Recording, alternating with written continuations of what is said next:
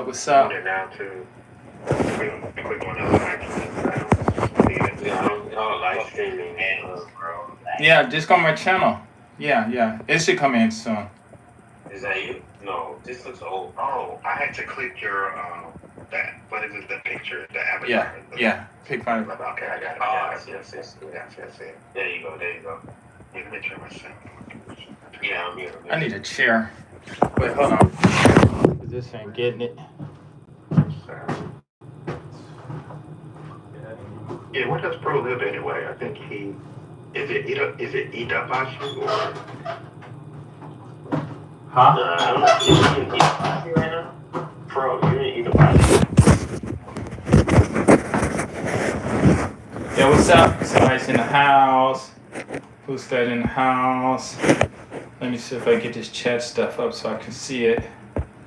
Chat. Can you hear us? No, I can hear you here. Can you guys hear you? Hey, got a thumbs up. Can you hear me?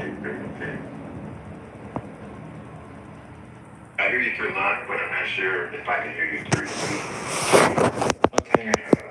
Turn my sound. I turn my sounds down. Hello? Yo, what's up, GS350? How you doing? Peace. Right now, I'm talking to some friends online, and they're talking. You can hear them, right? Can you hear him? Cross. Can you hear him? GS350, can you hear him? There are other people talking? I need a thumbs up if you can hear. Well, you guys are in the chat, right? No. Yeah, okay, they can hear you guys. Hey, you want to join this chat, GS350? Here. You see on my YouTube, online, do you have that app called Line? Do you have that app called Line? If you have if you have the app called Line, then go to my, you got a special room, we need to invite you. I'm gonna invite you, is it okay? And then come in and chat. Okay, let me invite you real quick. Because you can always kick people out, right, later on.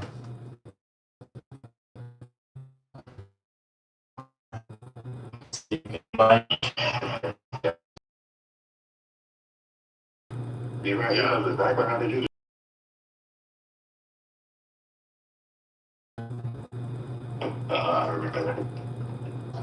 Invite. Professional. Shoot. Take your time. And I think, let's see. In here, leave invite. What's that, Das? I don't see you on my line. Are you on my line, Jaws? You gotta, hey, what's up? How you doing? See, girl, right now, if you want to join the conversation, join my line group, and then I can let you into the room. See us worldwide.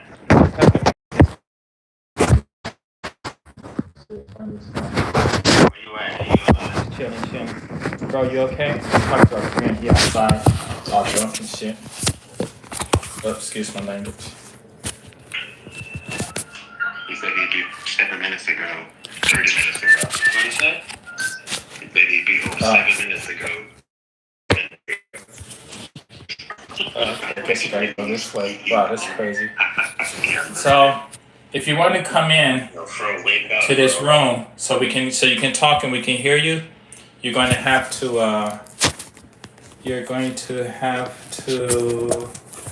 Wow, sorry. You know what? Let me get a table. Hold on. Can you hear me? Let me get a table. Yeah, join my, send a message to my line, and then I can invite you to the room. This is right here. I think you have to invite it. If you have them online, to the group, like our live chat group. Yeah. Okay. Yeah, that's what I was telling them. If they're on my line, send me a message so I can send me a message so I can invite them to the group.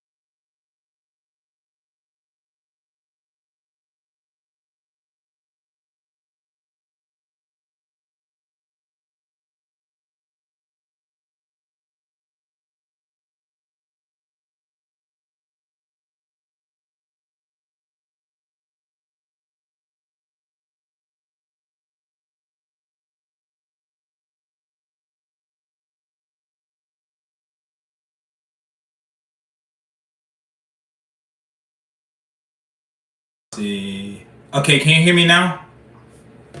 Can you hear me now? Yeah, Hello? I hear you. Okay. No, somebody. Gas draws. Can you hear me now on YouTube? Yeah, I Hello? hear you on YouTube. No, somebody. Okay, good. No, I think when I turned my what you call it around the mic went out. Yeah, man. Yeah, let's tell you guys the game. I can hear you. Okay, thank you. If you have any questions, go ahead. But yeah, man. Out here, though, It's just whatever, man. I used to live in Japan, but this is the VOD God. The VOD God. I used to live in Japan for like about 4 years, and then I went back to New York. Got caught in the pandemic, and I couldn't come back. I had a 3-year visa. They wouldn't let me back because the pandemic. And when they opened up, they canceled my visa because I was in New York for over a year. So I just returned to Japan, so I'm kind of new. But I've been in Japan for like 4 years before this, so I could tell you about Japan before the pandemic. Now a lot has changed since the pandemic, so don't expect me to tell you 100% of what's going on now.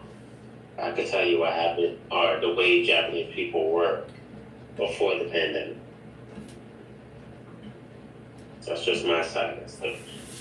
I think, yeah, it was a big change because before that pandemic, man, it was off the wall out here. But then that just depends on who you were, also, because there are a lot of guys who just couldn't fit in. I remember I met this one guy from. We went to a club, went to that Homachi, Starbucks. That's always in my videos. Met this Asian guy, and he was out here 4 years and said he couldn't get sex for none of these women, so he just started breakdancing. So I'm like, what the fuck? What? Breakdancing. I thought you said rape. He started breakdancing and he said he was good too. I was shocked. What's up, GS350? Everybody's in here. If you guys want to join the chat, let me know. You can, if you have my line, download line, the app line, GS350JPN. And tell me if you do that, and then I'll invite you so you guys can talk this stuff. So you just don't have to listen. Yeah, man, I can't do sleeping on the ground, man. That's bad, man. How can you go from talking crap about women in the States to be waking up on the ground in Japan all drunk and shit? That shit is crazy. And that's why I tell.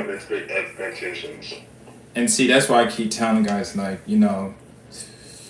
I mean, because it don't make any sense, right? Right there's the evidence that a lot of stuff that we talk about in the States when you come here, it's like so invalid. It's like not even worth talking about out here because now you're in a whole different. Not only are you're away from the women where it's hard to talk to. You're in a country where there's women all around, especially different depending on where you go. Some you can talk to, but you'll have a better luck talking to them than the ones in the States, because in the States, there's definitely rank, you know what I'm saying? And you got the looks, you got the height, the money, all of that stuff. You know, you got the women who go to the men, or the men who got to go to the women, or you got the women who men come to them, or you got some men who don't got to do anything and the women come to them. You know, then you got all those other people around and in between the cracks and crevices and stuff like that. And then you come to Japan and you free. You know, you get drunk, sleep outside, as long as you're not bothering anybody. The police ain't gonna come and bother them. You know what I'm saying? Unless the store calls. Other than that, they gonna leave them down there and let them sleep. Because Japanese people do that all the time, right? You know. Yeah, they do. That's true. They do. Japanese people do all the time, man. Yeah, and so They it do a just. lot of stuff that we do. And I think like it. Yeah. Yeah, so it's. Yeah, that's what I tell people. Oh, go ahead, I'm sorry. No, you gotta be careful. The culture, man. The culture will definitely pull you in, man. If you let it, you know what I'm saying? I mean, I think everyone's gonna get caught by the culture at the beginning, you know, because you don't know what's going on. You don't really understand. Like the human mind is a weird thing. It tries to normalize everything. tries to normalize whatever. Like, people think if we saw aliens, we'd freak out. Like, your mind would try to rationalize anything. So it's like, when I first moved out here, I tried to rationalize tons of shit. I was like, man, I don't feel no culture shock. Bro, was I wrong? There was so much culture shock. And then it took me to go home. When I went to visit back home, I was like, nah. Man, I'm not used to the shit that was going on. I'm just like lying to myself. Cause it's like, you just try to like normalize shit. You're like, oh yeah, people drink in America. Not like this. Like, you're like, yo, man, nah, man. Like, we do all this shit. No, we don't. But you just try to normalize it. So you're like, yeah, no, you try to rationalize it. Well, I know when I went. Oh, go ahead. I'm sorry. No, that's how the culture gets you. Because you want to rationalize it. So then the culture is like sneaks up on you because it's very polite. The culture is very polite. Not just the people, but the culture itself. So then it just like, oh yeah, it's okay. Just do this. Yeah, no, don't worry.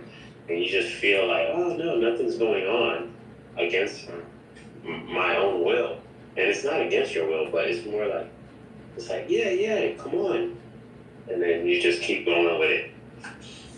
Not only that, man, sometimes we fool ourselves. Like, I've been here for about, this December would be 11 years. This is my second time here. And it's like, I've seen guys come here and it's like, Welcome to viewer. Yeah, like they come here and it's like, they want to fit in so badly that they try to make themselves Japanese. But when they become antisocial, they take jobs where they're working overtime. They don't communicate. They try to put themselves in Japanese circles where they're not, where they're quiet. They don't communicate with us, and they just forget who they are. They lose their self identity. Mm-hmm. And those are the ones that you see sleeping out in the parking lot. Those are the ones that you see in jail. The ones that are raping women out here, man. They just forget who they are. They're alcoholics. They forget who they're trying so hard to fit into society that they just lose themselves. And it's so sad, man. It's really sad to see people doing that and try to tell them that, hey, you got a support system here. I think the number one thing for foreigners here is they have a support system. Yeah. Oh, they do? Doesn't matter. No, there should be. Oh yeah, there is. A lot of our OGs, we've been here for so long. Like you have your own YouTube channel, you reach out to people. I've been here for a while. Now, when it's time for us to meet, 30 minutes before, you might say, hey, man, you know what? I'm sorry. I missed my train. I woke up late. I'll be there soon. And you'll be like an hour and a half late, right? You would do. I'm your friend.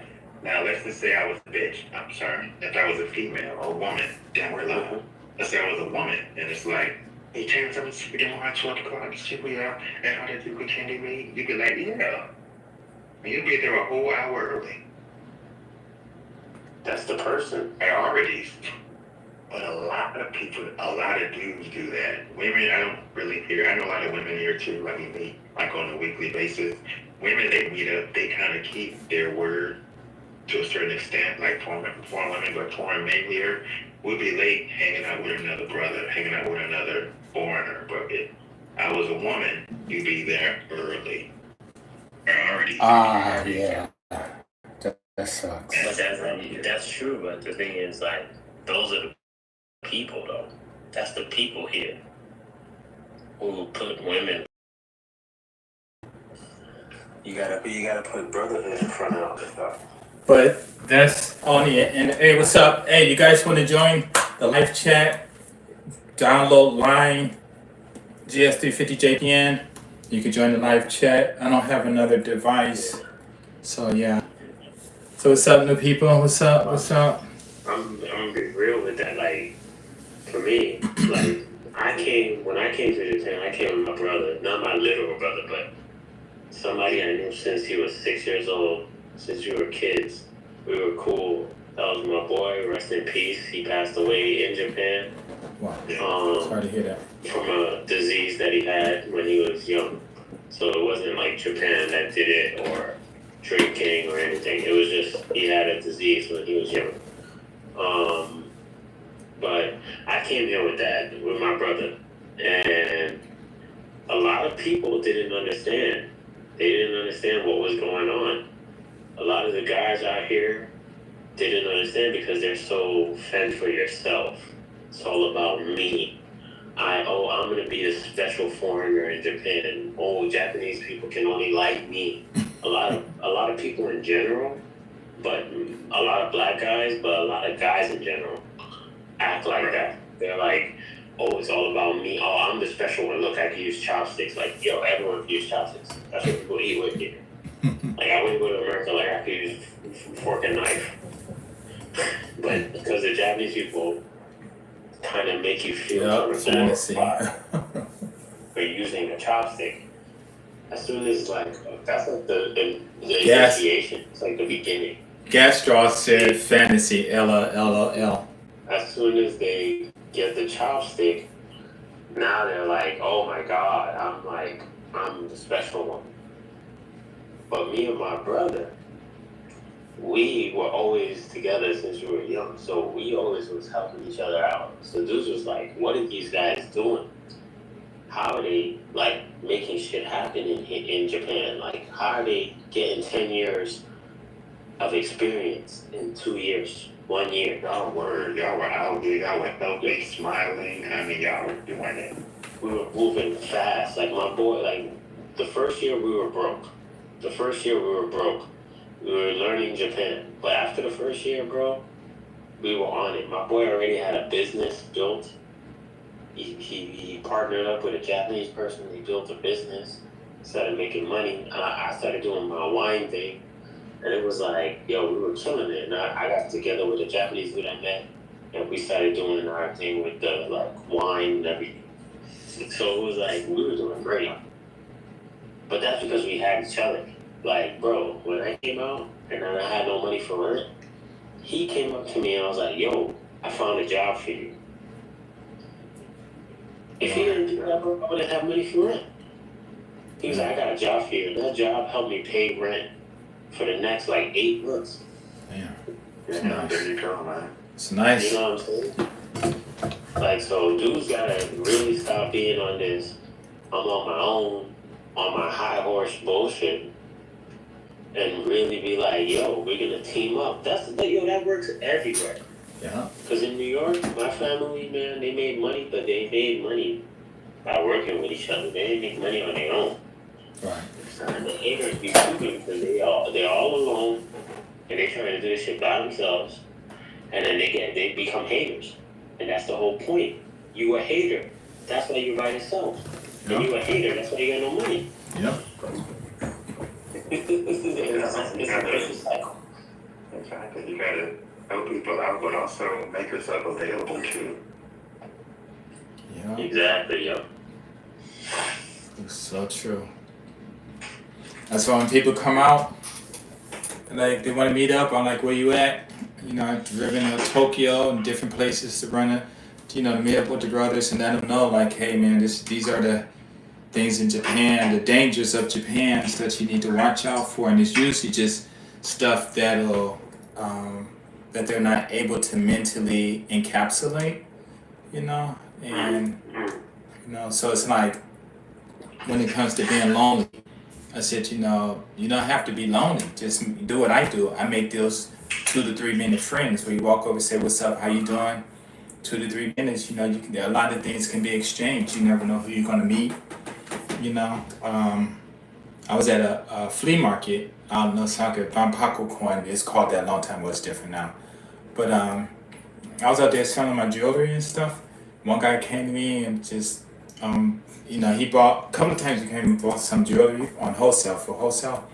And then the third time he came, he said, hey, do you teach English? I'm like, yeah. And he gave me his wife's number, told me to call her. I called her. Next thing you know, I'm teaching 8 students English. Was getting only work Mondays, 2 hours. So in 8 hours, I was bringing $1,000 home. And you got that. It's out here.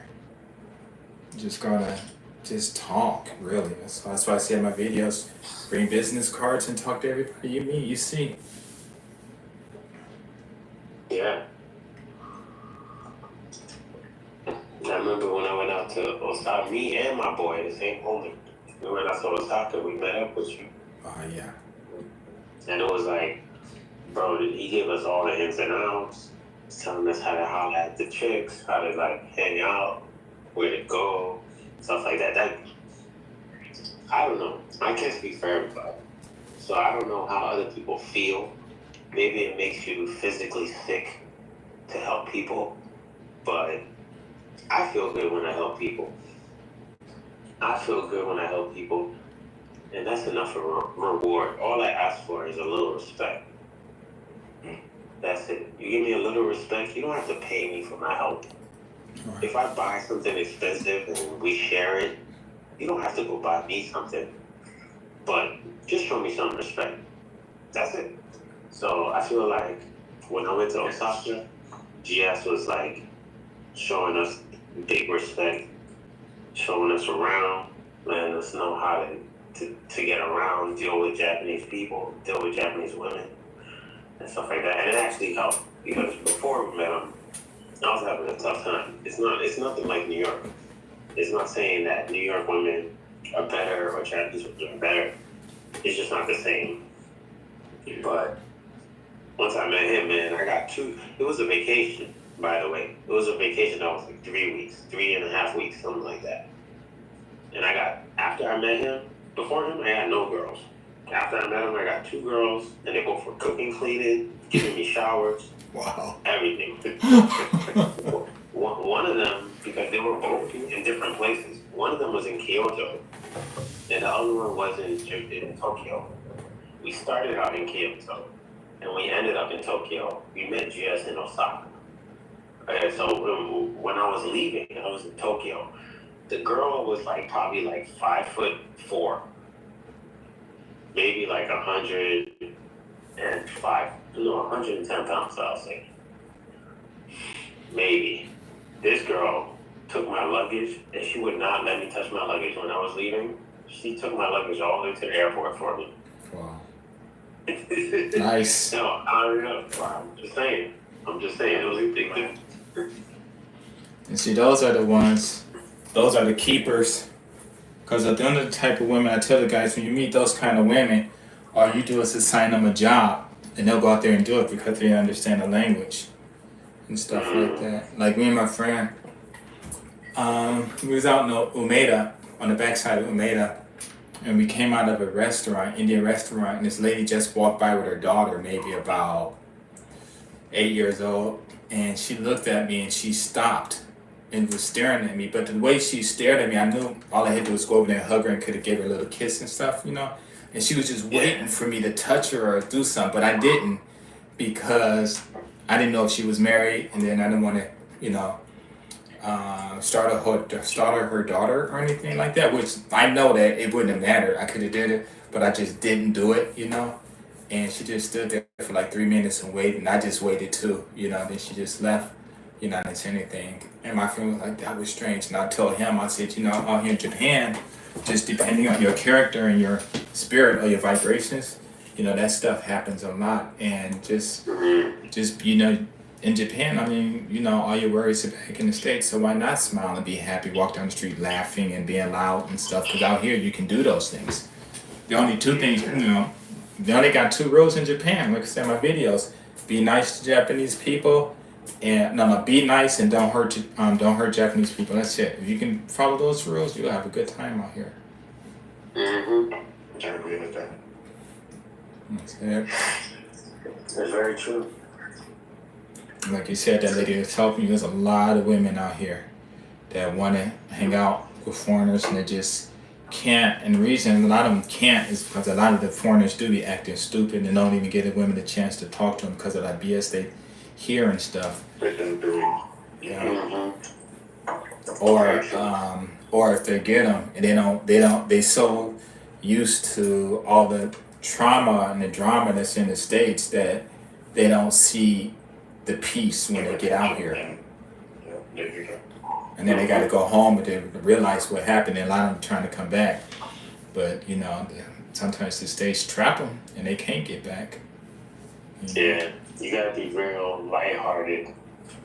Like, I think girls in general, you should be lighthearted because they want to have fun. Exactly. But the whole thing is, in Japan, it's easy, like, to be lighthearted with a woman because any little thing, they'll show you some kind of, like, they'll show you that they're into you.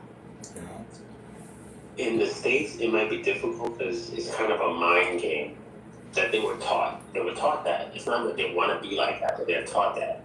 So then they're like kind of playing this game where they act tough and stuff like that. I'm from New York, by the way.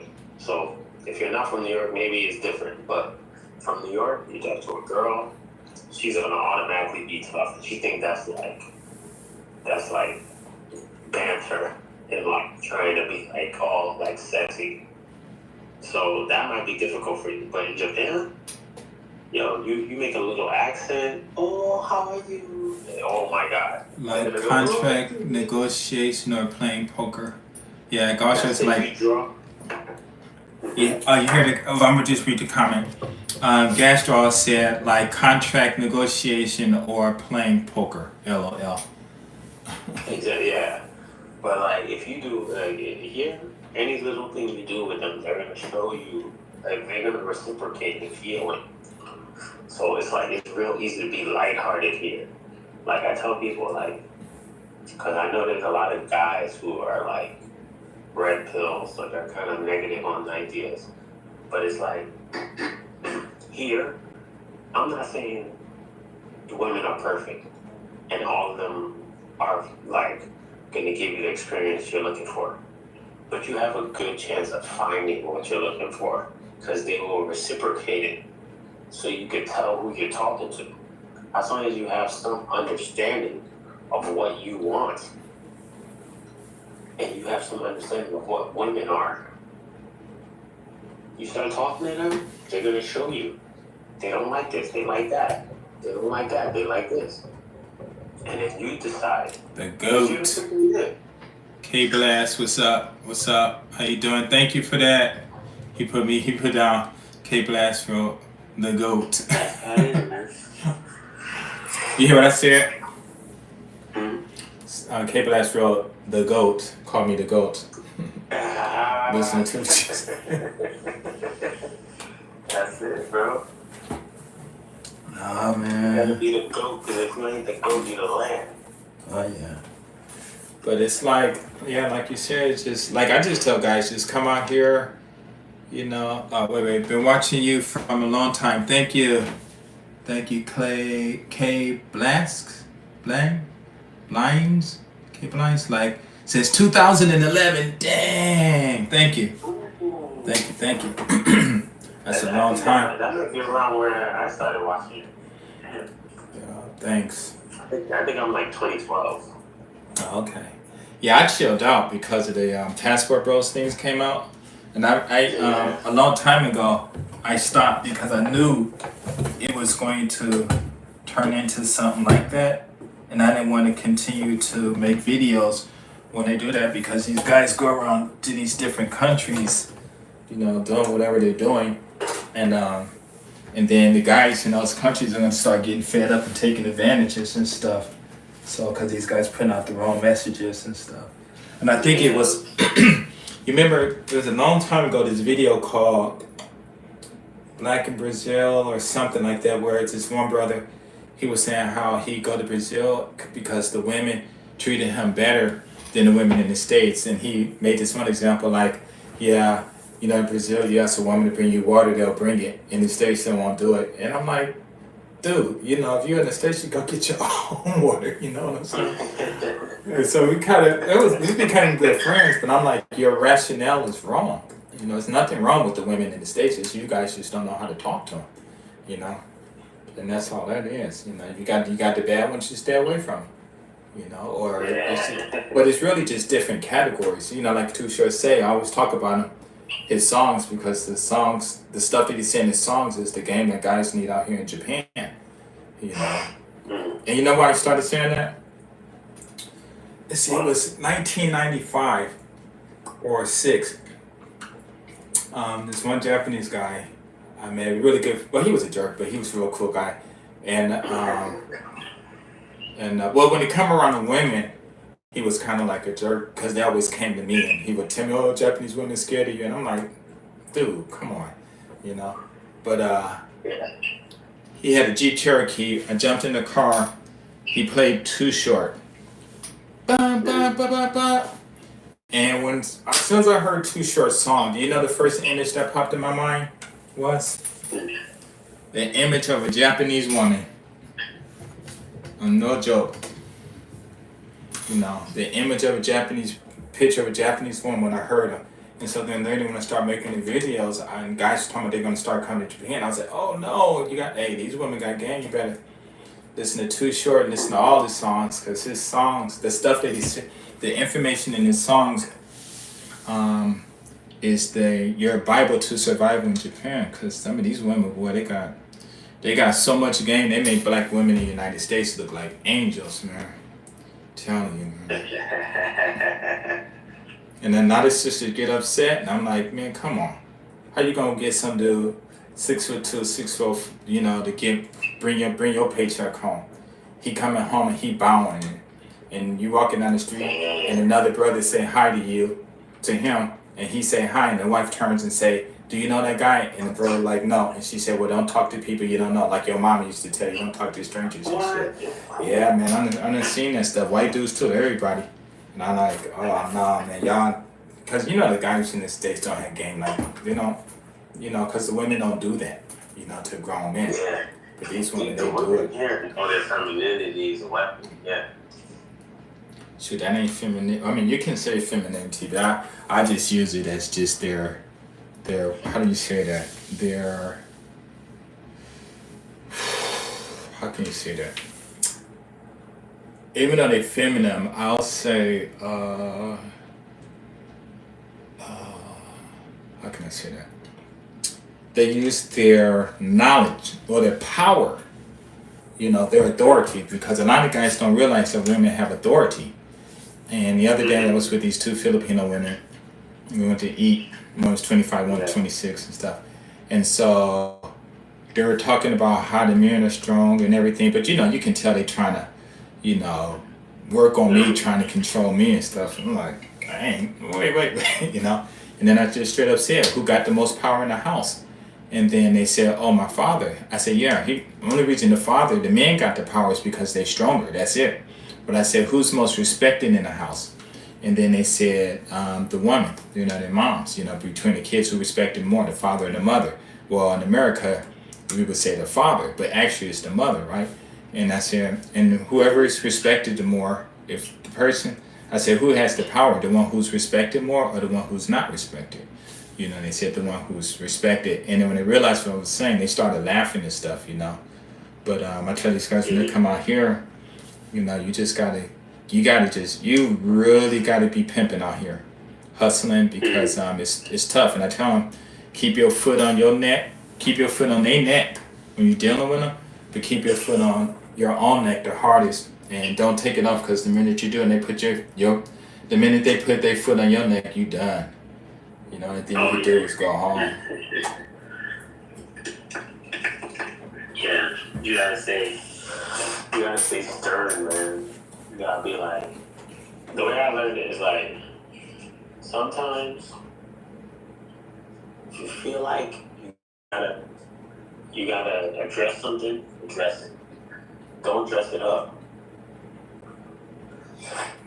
You feel like you gotta address something, address it. Don't dress it up, man. Don't make something up in your head where you allow things to slide. And a lot of people, maybe they don't want confrontation or whatever, and it's like, but you're the man. Like, you're supposed to go to war. I'm not saying go and like argue with chicks, but you can't just be like, all right, I'm gonna let that slide. I'm gonna let you tell me a whole story and like fall into that narrative. Like, you have to be the one who's like, this is where we're going, this is what's happening. You have to know who you are and what you want to happen, you know what I mean? So once you're in a relationship or something and you're like, I don't know where this is going, I don't know what I really want. Maybe she'll show me more. Like, I know a lot of guys, they get with girls, and they're like, yo, I want her preset. Like, I want her already made for me. Now, the question is, like, who made her for you? You see what I'm saying? You see what I'm saying? You see?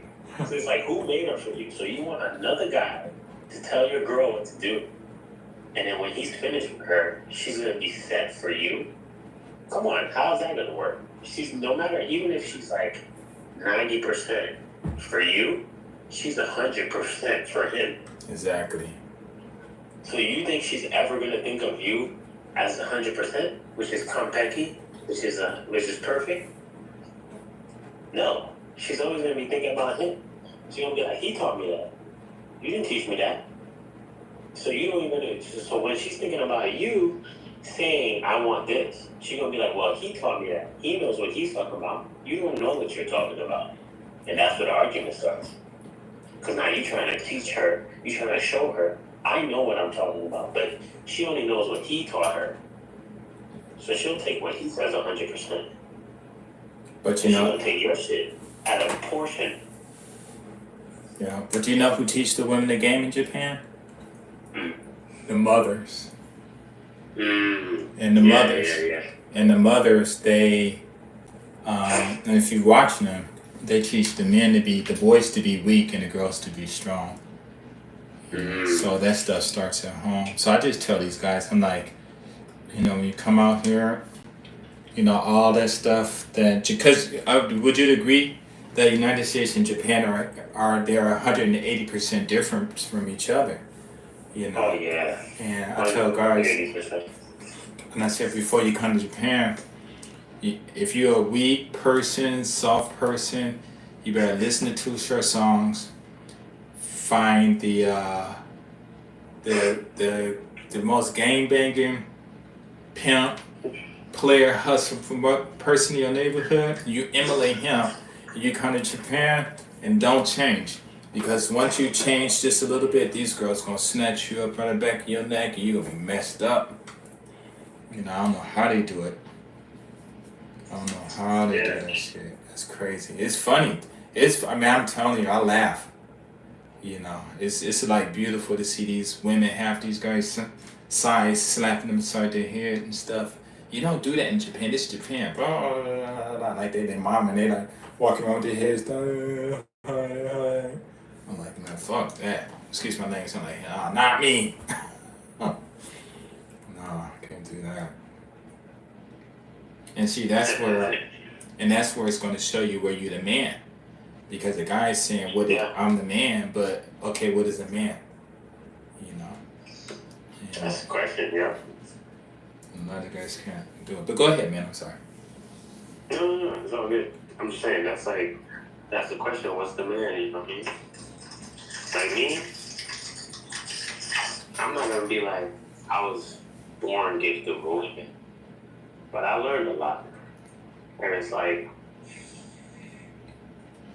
you have to learn to kind of like lead and teach and stuff like that, in a sense. Because if you don't, bro, like who's gonna show the direction you want? If not, I'm not saying every guy has to be the same. But if not, then you have to be willing to be led. Which means whether you like it or not, you have to learn to accept. That's up to you. For me, I have to lead. Like, I have to be like, this is what I like. We're going to do this or not. Now, thank you, Terrence. I'll wait. So Terrence said he missed my car videos and stuff. Thanks. Yeah, I was thinking about doing them again. Because what I really want to do is I want to do stoplight videos. Every time I'm at a stoplight, just film it, just in case there's something happens. You know, see the beautiful women walking by or anything. It's, you know, at these stop signs, but there's some crazy stuff be happening. I mean, I remember that. But go ahead, man. Sorry, I didn't mean to interrupt you. Yeah. Oh, wait, one more. Hold on. If anyone wants to join in on the chat live, then there's an application called Line. You put in my name, GS350JPN. Tell me that you joined. I'll accept you, and then I can put you in this room so you can talk live. Oh, go ahead. Yeah. Yeah. I'm just saying. Like, yeah, you just gotta, like, if you want to accept, then accept. I mean, there's all type of men, all type of women out there. So it's just, if you decide to follow, that can be kind of difficult because a lot of women want a leader. So you're gonna lose out. Like, a lot of women are not going to be okay leading you, and it might cause problems in the relationship, and you might not get the outcome you're looking for. But there's all types of people for all types of people. I think it's up to you to learn how to decide or decipher who's for you and who's not. Right. Yeah, life's not easy. So it's not like the person is just going to do it for you, or you're just going to know how to get it done. But you have trial and error, which means you can't be resentful when you fail, because that person is just not for you. But then you gotta also be stern. So you gotta be like, yo, when you notice that chick's not for you, you can't be soft and be like, I'm gonna stick with this girl forever. Because I've had great girlfriends. Like, almost every girlfriend I had, only one girlfriend I had was trash. And even then, we had a big connection. She was only trash when we started dating. But we were friends for 5 years. And she was awesome. And it's just, she's a bad girlfriend. She has her own problems, and I'm not here for that shit. But every girl after her was immaculate, amazing. And I didn't marry any of them. It's just like, you gotta know how to decipher it. Like, okay, this works, that doesn't work. Like, this is for me, that's not for me. And it's like, you have to notice those things, because once you marry them, first of all, it's multiplied. And not only is it multiplied, then it's like the stakes are higher. You're gonna lose things, or like if you have babies, that's gonna be a problem. If you divorce, you might lose your house or whatever. So it's difficult. So, like, you have to learn to decipher who's for you, who's not for you, and accept the trial and error.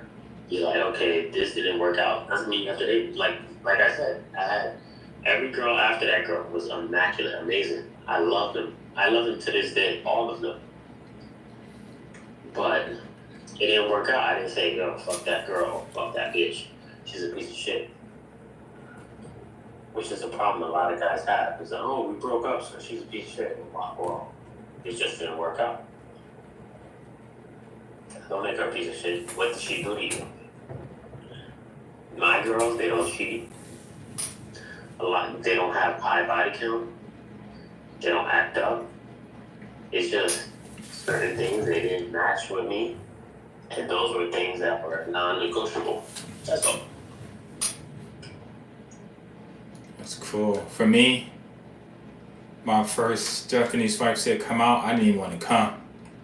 And when I got here, I had brought my bike and riding around, sat down near a tennis court, because I had got lost and stuff, right? And so I'm just sitting there chilling. These 3 old women came to me and started speaking in perfect English. They're like in their 60s. And we sitting there talking for about a good 30 minutes and stuff. And I'm like, oh man, because I was thinking like how I'm going to adjust to Japan. And once they started talking to me in English, first thing I thought was, oh man, I ain't got to change. I just act like I was in LA. And that's what I did. No difference.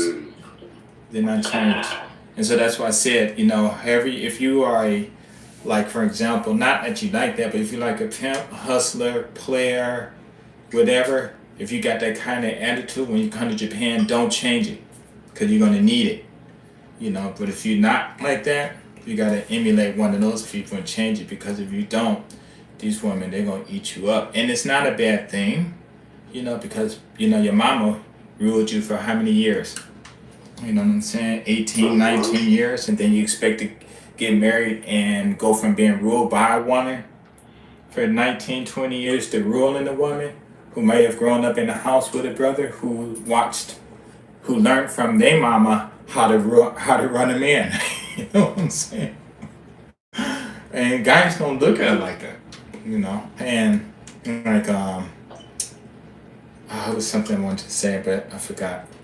But see, guys, when you look in a house, it's like the Bible says, what a woman speaketh, and a man, a woman speaketh, and a man what a man acts, right? A woman speaketh, a man acts. Now, what does that sound like? Well, it sounds like that woman told him what to do, and he doing what she's saying. So, well, how is she the boss? It should say a man speaks and a woman acts, or leads. Said the man leads, right? But to me, the way it's saying, it's like the woman's the boss, And I talk to a lot of guys, and I'm saying, like, I try to tell them to get over this mentality thing, is you have to realize that you were ruled by a woman. Your dad was in the house, but your mama say something, and you thought you was the boss, and you say something, she say something to your dad, what your dad tell you? Boy, you better do what your mama say. Boy, you better do what that woman say. You better do what that woman say. How many times you going to hear it in your house? And then we get out, and then somebody create this other thing where the man's the leader. But in the house, where do you see the leading coming from? If it's not in a protective role, or if it's not spanking your butt role. You know what I'm saying? And that's being truthful. You do have men who said they were the head of the house. But like I tell my friends, and I talk to a lot of guys, when you're at home, who's doing most of the talking? When you're at work, who's doing most of the talking? It's going to be the boss, right? Because if you're a manager and the people working, they sitting there yakking and jaw jacking, what you going to do? You be like, hey, shut up, get to work. We ain't paying you to talk, But at home, who's doing all the yakking and jaw jacking? It's the mama. And so I tell these guys, I'm saying, what you guys need to do is stop listening to these guys on YouTube and all this stuff, because the stuff they're telling you is not reality. Now, you might want to say it's reality and it sounds good, but in reality, that's not the case. Your mom at home, blah, blah, blah, blah, blah, get home, blah, blah, blah, blah, blah. And what do your dad say? Oh, man, she talked too much, you know what I'm saying? Do this, do that, and then the guys got it, because of like, I think the real issue that guys have with women is this. When they're talking to their girlfriends or their wives, where they say, you sound like, can you finish it? You sound like my mama. You always say, you sound like my mama. You sound like my mama. And I'm like, when I tell guys, I'm saying, listen, y'all can go ahead and do all the stuff you guys doing, but y'all got to look at the realities. When you're at home, you can't have a house. Oh, let's see. You can't have a home where, let's say, where no one's talking that much. You can't have that. Okay, and there's nothing wrong with that. But when you have to look at the reality, how are you going to get a woman to do what you want them to do? Well, you got to impress them. You know what I'm saying? You got to impress them. Or if you get lucky and just find a woman who says, hey, she knows what to do because of the skills she has. So it's tough. But out here in Japan, these women, they know that to avoid a lot of the mess, go ahead, clean up the house, do all of that stuff, because it's nothing wrong. It's not the fact that they're cleaning up the house. The fact is they're keeping themselves busy and doing things, and they do it to the perfection that they can. Some don't, I've been in some women's houses, it's like a mess. I had to go in there and clean up the whole house, you know what I'm saying? I've done that a lot of times. And But they got this little schedule, and for the guy who really understands Japanese women, all you gotta do is just walk in and just let her take care of everything. Like you said, they'll bathe you, they'll do all that stuff for you. All you do is do what you're supposed to do, leave them alone, let them do what they want to do, and then when y'all finish, then y'all get together and do what y'all gonna do. There's not really that much communication. And I remember one of my girlfriends, she would come over, and all she did was touch me the whole time. Her hands are always on me, always doing something, always that physical activity is going on all day long and stuff. You know what I'm saying? I'm like, dang. So yeah. But yeah, I think the biggest thing in Japan is freedom. And I tell guys this, I said when you come to Japan, you have a lot of freedom. In the States, the TV tell you what to do, what you can't do, the police tell you what you can do, what you can't do, your mom and daddy tell you what you can do, can't do, go to school, tell you what you can't do, and always tell you go buy this, go do this, go that. And you come to Japan, you don't speak the language, you don't read, you got to create your own activities. And that's where a lot of guys mess up at, if they're not creative. What do you think about that? Well, about which one? About the creativity or the freedom? The freedom and the activities.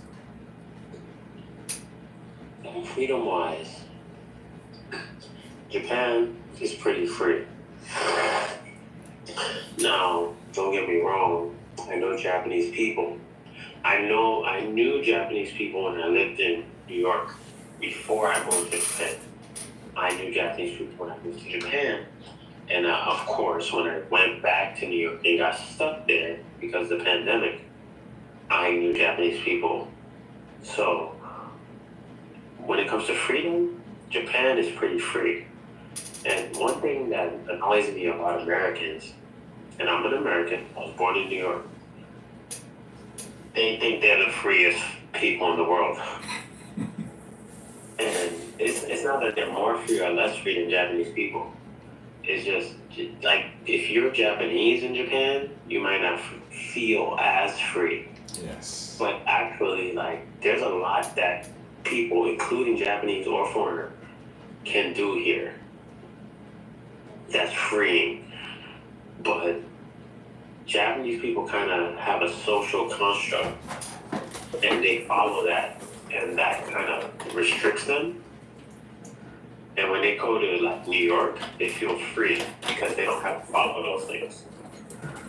But I think like Japan is more free, even for Japanese, because Japanese, they can have weird things they like, fetishes or not fetish, but even like, oh, I like manga or something. Like I remember, like I'm at the age where. Wait, hold on. Gaston said that's that American commercial.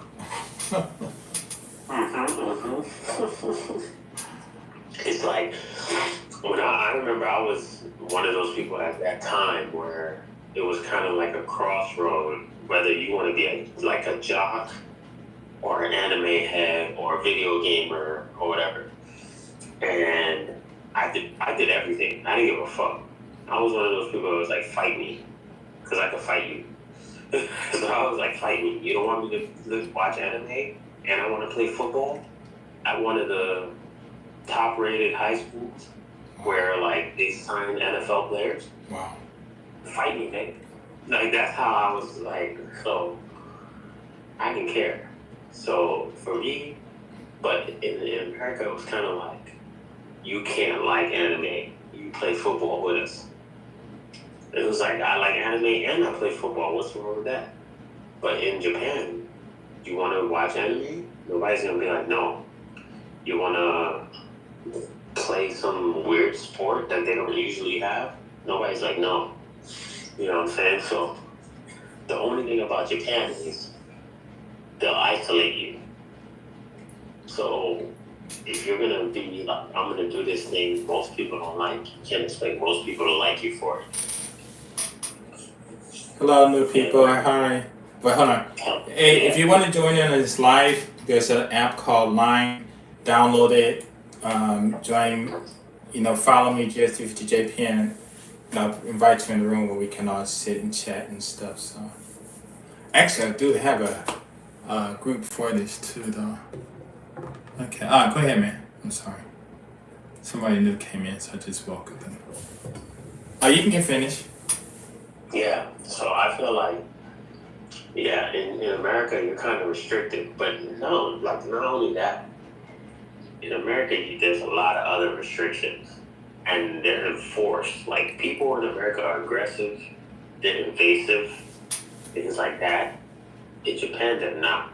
So it depends on how you feel about being lonely, things like that. Because Japan has a strong connection with loneliness.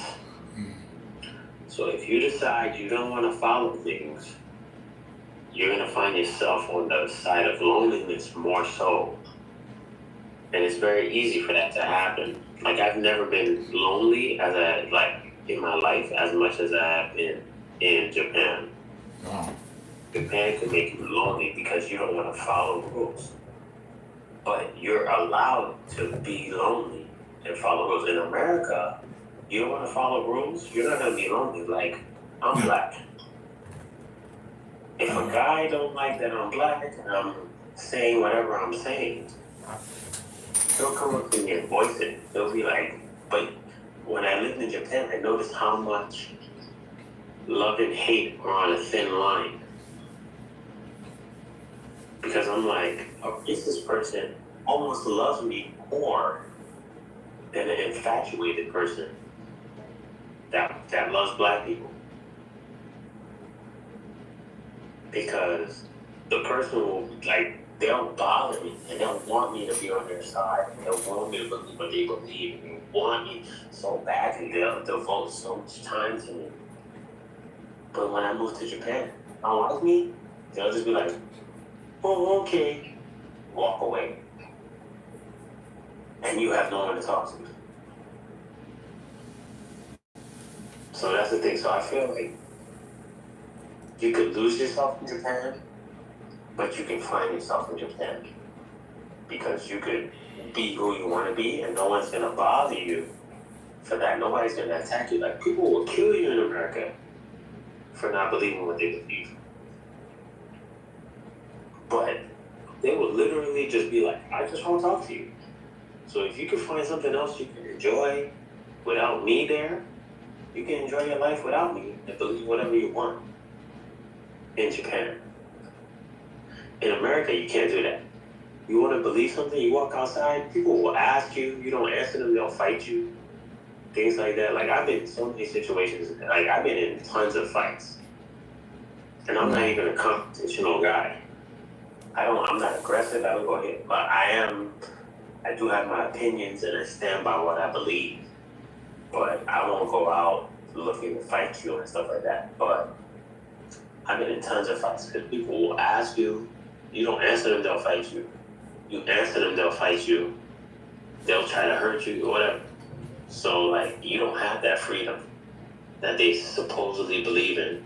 That same freedom they believe in, that they fight for, that they vote for whoever they vote for to have.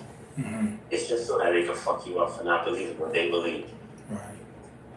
Well, hold on. Hey, welcome, new people. Guys, give thumbs up. If you want to join the chat, join the app called Line, GS350JPN. Tell me that that you follow me, and then I'll just invite you to the room so we can all chat. If you want to come in, come in, talk, share your ideas. Okay, go ahead. I'm sorry about that. That's a commercial break. So I just feel like that's what's real. Like, Japan is actually where you could really find yourself, because you could do some shit you'd never do at home, and no one's gonna even bother you, acknowledge you, and they'll just allow you to do what you want, and then you can switch it up and then go out and mingle with people in a different way. So, but in America, it's like they're gonna bombard you and figure it out, and they're gonna attack you if you don't believe what they believe. So it's way more free here. Yeah, it is. It's like And it's a beautiful thing because it gives you a chance to really realize Japan will show you, all right, you think you this? All right, come here and we're going to show you something. Here you go.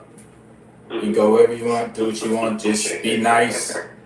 Be nice, don't hurt Japanese women. You can talk to any of the girls you want. You can do whatever, go to the store, whatever. Some places you're not going to be allowed to go to, like in the States and stuff, but go ahead, find yourself. And a lot of people come out here and become drunks, or like the guys out here, they used to have like so much sex out here because out here the sex is different. These women are sexually aggressive. Not saying that women in the world are not, but these women, they are sexually aggressive. And a lot of these guys will have so much sex 3-4 times a day, you know what I'm saying?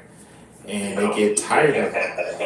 And they'll get and they get tired of it. And it was, I don't know how many years ago, maybe in 2002 or something, a lot of girls like, I'm tired of having sex, because you're their tool. You know what I'm saying? You the stud. They come to you, do what they want to do, and then they bounce. And some will give you money. Some girls got up to $1 million. You know what I'm saying? You get paid. But then after a while, the guys, they don't feel appreciated. And then they were like, oh, forget this. I'm going back to school and get my master's.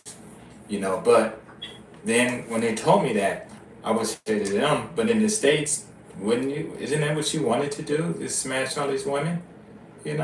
And they're like, ha, ha, ha, ha. And I'm like, now you're in Japan where you can, and now you're getting tired. What I'm saying? Like, you wish to go to heaven, now you're in heaven, and now you want to, you don't like it. And it's funny. That's life. That's the thing about life. The unsatisfactory of it all. Yeah, I looked at it like it was they just didn't appreciate what they have, and it's not appreciated like or anything, but appreciate also means to comprehend or understand. Comprehend the situation that you're in, and a lot of people don't comprehend that situation until they move to someone else new, and then they get dogged out, and they're like, I wish, I wish, I woulda, shoulda, coulda, but now, and that's big out here in Japan. Yeah, I mean, look, you come out here, man, I feel there's so much opportunity. I'm not gonna try to cover it all today. I've been here 4 years. I'm here now, brand new. So much. There's so much to cover, but there's a lot you could do. You think is a joke. Mm-hmm. If you're a joke, it's a joke. Right. If you're a loser, you're a loser. Doesn't matter where you are. Right. But if you feel like a loser, but you know you're a winner, you have the chance here. Yes. Yeah. There's places where they have things in place, people. Let's talk about it. You were talking about it earlier, I think, the red pill people or whatever. Mm-hmm. They're like the Matrix. You want to get out the Matrix? You can do it here. They like cash here. You don't have to worry about your money being followed. Stuff they like cash here. Yeah. They like meeting each other. I remember I was just walking by just now from where I am. And I seen tons of kids at the park hanging out. Yeah, they were on their phone doing what we do in America. But they were hanging out. And they were all reacting to what each other was doing on their phone. They still want to be around each other and stuff. But you do have the choice to be what they call a hikikomori, which is a recluse, a person who doesn't want to associate with others. You have that choice because freedom is real out here. But a lot of them choose to go out and socialize with each other. Even if they're on social media, they want their friends around while they're doing it, and they're talking and responding to the videos and stuff like that together instead of being at home alone So there's a lot of choices, and like you can meet a lot of people, and the people here will help you out. Like you can meet people in the same field as you, and they'll help advance you as far as they can. And you got to remember, there's more markets than just America. America, it's a big market when you speak about one country, but it's a small market when I'm talking about the whole world. So, like, a lot of people like to look at America and be like, that's what I need. I need that market. But, like, Europe is a market just like America. Africa is a huge market. That's a whole continent. That's not just a country. Russia is a gigantic country. Like, China, Japan, India. Can I stop you real quick? It's just technical vocabulary. America is not a country. America is from the top of Greece, Greenland, all the way down to the Falkland Islands, all the way down.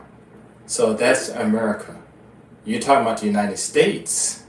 United States, you're right. And so a lot of people, when they're like, oh, Africa is bigger than America, and I'm laughing like, well, I look on the map and I see Africa, and the whole Western continent is way bigger than America, you know, but then they talking about the country, and I'm like, well, why would you compare a country to a whole continent? It don't make any sense, you know what I'm saying? So, exactly, yeah. And we compare the continent of America, which is everything in the Western Hemisphere, then, you know, it dwarfs Africa, you know, so like we were talking about earlier, the vocabulary is just so important. A lot of people just really glance over that. But go ahead. No, that's good. Yeah. That's good you're here to correct that. No, I mean USA. USA is what I meant. So USA, because yes, America is larger than USA. But when I'm talking about USA market, people believe, oh wow, I need that. And yeah, it's a big market, and you can make a lot of money off that market. But of course, like you said, how you compare a country to a continent? But people do it all the time because they think, oh, Africa is just a country. It's not. It's a continent. It's many, and it's like a large amount of countries in it. So, but yeah.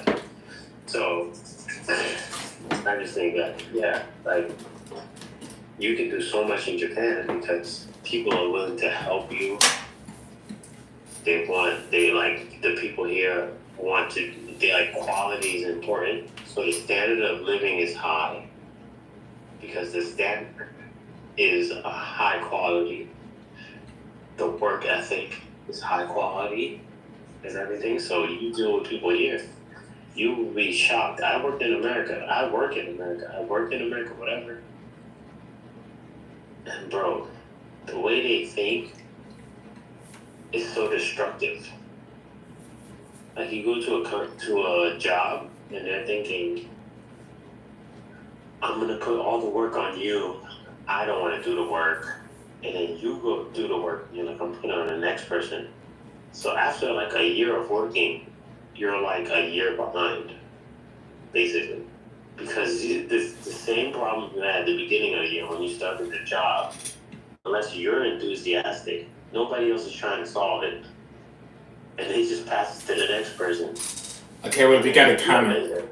A question. Same job. Wait, hold on. We got a question. It says, why do so many Japanese women like yaoi? What is going on with women over there with that stuff? What's yaoi? Do you know? Yaoi? Yeah, Y-A-O-I. Y-A-O-I. Yaoi? Yeah. I haven't heard of it. I don't know. Is that Japanese? I guess. You have to expand on that, explain that, because I don't know what yaoi is. And if you need, you guys want to join the live chat, join me at online and GS350JPN. Then tell me that you joined, and then I'll invite you to the Y-A-O-I? Yes. Look on the you got your are you watching YouTube now? Yeah, where? Yeah, it's in the bottom, the chat. It's the last question in the chat. Maybe you gotta scroll down, scroll up. Oh, I see.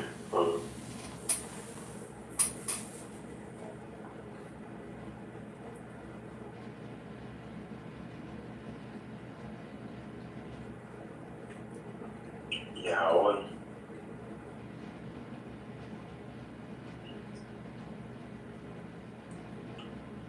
Hold on a second. Let me see. Yaoi. Sound like a group, maybe musical group. I don't know. Out here in Japan, when there's a new crave or anything, everybody jumps on it because it gives them a chance to really express themselves. Get a lot of It's like some. Oh, it's an erotic manga. Oh well, I mean, if it's erotic, it's because they're getting all excited. You know, the guys out here and the women, they're not really having all of their physical exercises, so they gotta do something to make themselves, you know, get that tingling. They gotta explain more what the yaoi is. He said it's an exotic magazine. But how so? Manga. So it's like a comic book, but maybe they got a lot of sexual cartoons in it and stuff. You know, women in panties. There's so many genres and levels to sexuality. Yeah, I mean, just saying, just maybe that one type of comic I don't know book. what yaoi is. I'm thinking it's a comic book. Or no, I understand. Oh, okay. What kind of erotic arousal is in that genre? I have no clue. Oh, okay. I'm thinking it's maybe something sexual. You know. I could get more nitty gritty with it if you can explain what it is. Then I could be like, oh, well, Japanese women are this way, that way. Okay, he said he don't know. He just Googled it. Hold on. Oh, go ahead. Yeah.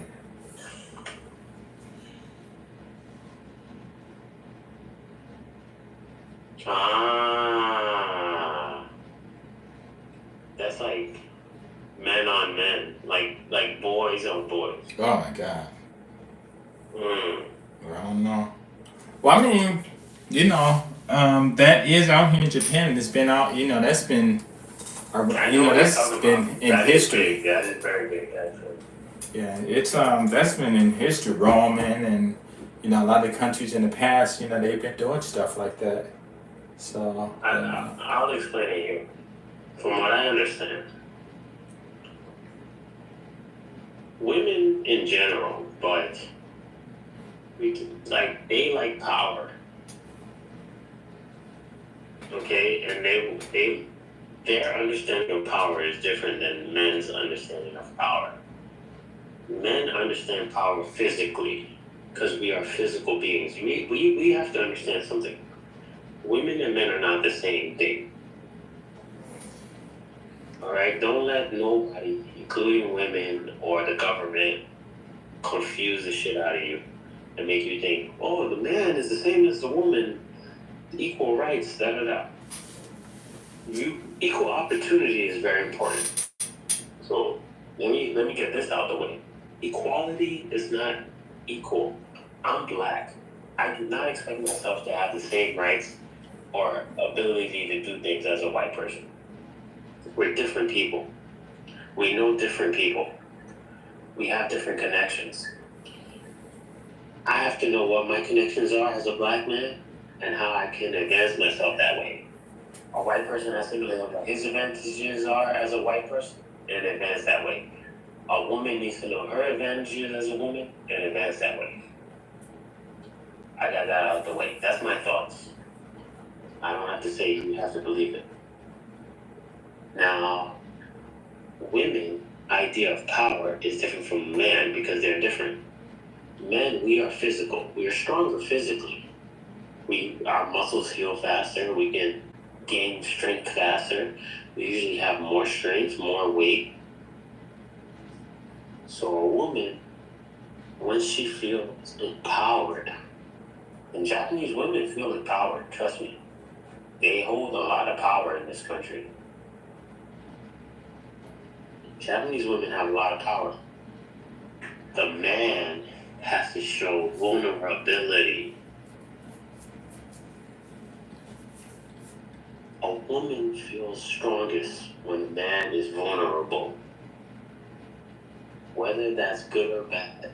I'm not saying a woman is always going to do good things to open you up. Sometimes they'll make you vulnerable in a bad situation. But at the end of the day, it's the same result. Not all women will do bad things. Some will do good things. And it will open you up as well. So these kind of comics with men on men and stuff like that, it just shows a man's vulnerability. And it opens him up and it makes him vulnerable. It puts a man in a female's position. That's what they like. Because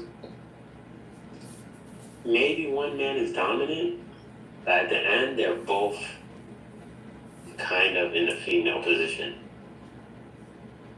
And women love to be understood. Women love to know that men can go through what they're going through. But really, we're not the same. So a straight, full-blooded male will never show this to a woman, and a woman will never feel this from us, and they will never understand that. Like, they'll just be like, this doesn't exist. But when you watch these things, they take men in these stories from mangas who are masculine, and they make them into these vulnerable, more feminine beings where women can digest it better. I feel that's my thoughts on why they love that type of stuff. And Western women are starting to like it because they feel that empowerment from it as well.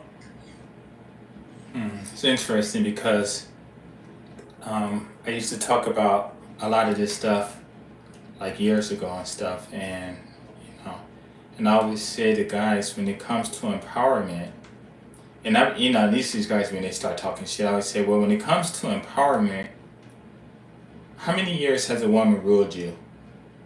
And they like, a woman never ruled me. And I said, no, your mama ruled you. No, my dad. I said, no, your dad's at work from 9 to 5, whatever.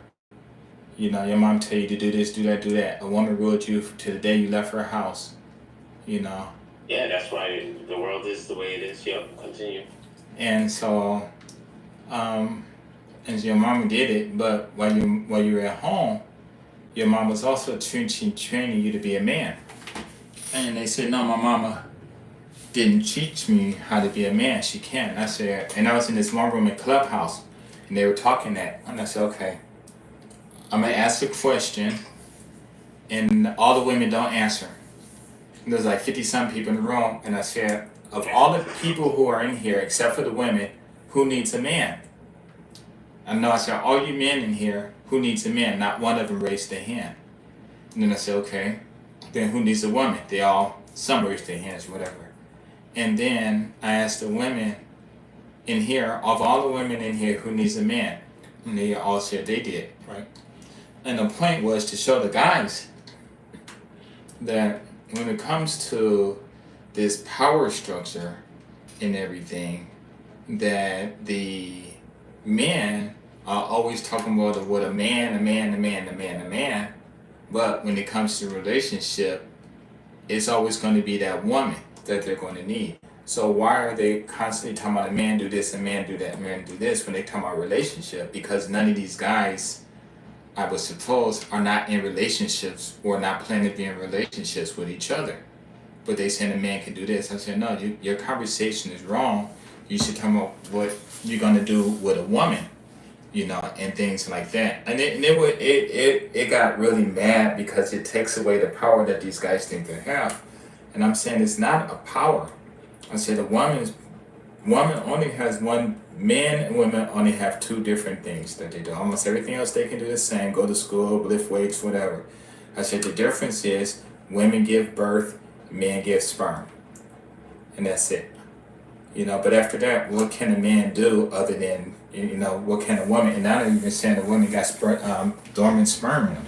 So I said, so other than the birth of a baby, what can a man do that a woman can't do? And then they start making all these excuses. I'm like, these women are doing everything. And the same thing. What can a woman do that you can't do other than having a baby? You can cook, you can change diapers, you can do this, and you can be submissive. Men are, and it's funny when they talk about that submissive stuff. I'm like, when you go to work, are you the boss? No. Okay, who's the boss? Blah, blah, blah. So are you submissive to that boss? They want to say no, but they know they are. And so I try to tell them, you guys got the wrong, like the word submissive just means to agree in basic words. It don't mean slave or anything, but it does have a lot of ways that you can use it. And so I tell these guys, when you guys, again, going back to the vocabulary, when you're talking about these things, what are you really talking about? Because I told them, if you were in a room with about 10 brothers in there, and y'all talking this stuff, and the alpha male walked in the room, hear what y'all talking about, he'll tell y'all to shut up, and all of y'all would shut up. And some of the guys started laughing. And I'm saying, so, and I'm just making this up. But the minute they started laughing, I'm saying, see, all of you guys are bees. I'm saying, and they start laughing again. I'm like, no, why are you laughing? This is something that you're not supposed to laugh about. But you guys talking about how dominant you are, but the fact of the matter is women do got one up on you. And the one up on you is that your mama told you what to do until the day you left at home. So if you were there till you was 25, your mama ruled you till you was 25. So how can you be ruled in the house by 25 years old by a woman, get out and talk about you a male, and you ain't ruled, you ain't gave nobody no bosses, Exactly. And then but like I said, I didn't leave him hanging dry. I said, but the thing is, you failed because your mama knows who can teach a boy how to satisfy a woman better, the man or the mother.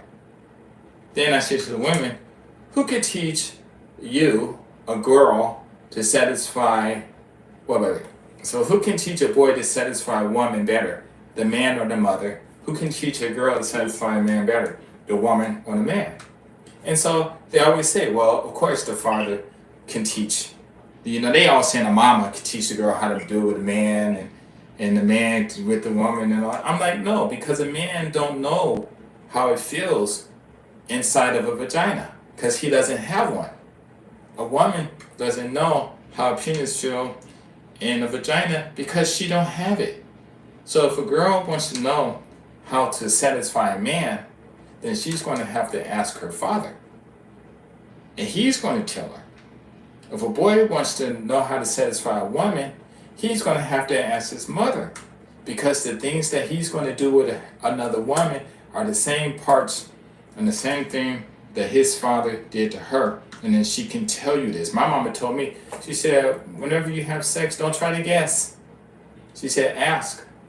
She said, save your time, don't even be out there guessing. Just walk, when you get ready to do it, just ask her, what do you like?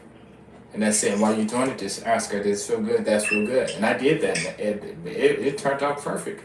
Perfectly. So, this is what I tell her. When in your life will you ever actually be that dominant male in your life? When do you think it's going to be? After the reality, your mama bossed you till you're 25 years old. Okay, let's say till you're 22. Your mama bossed you.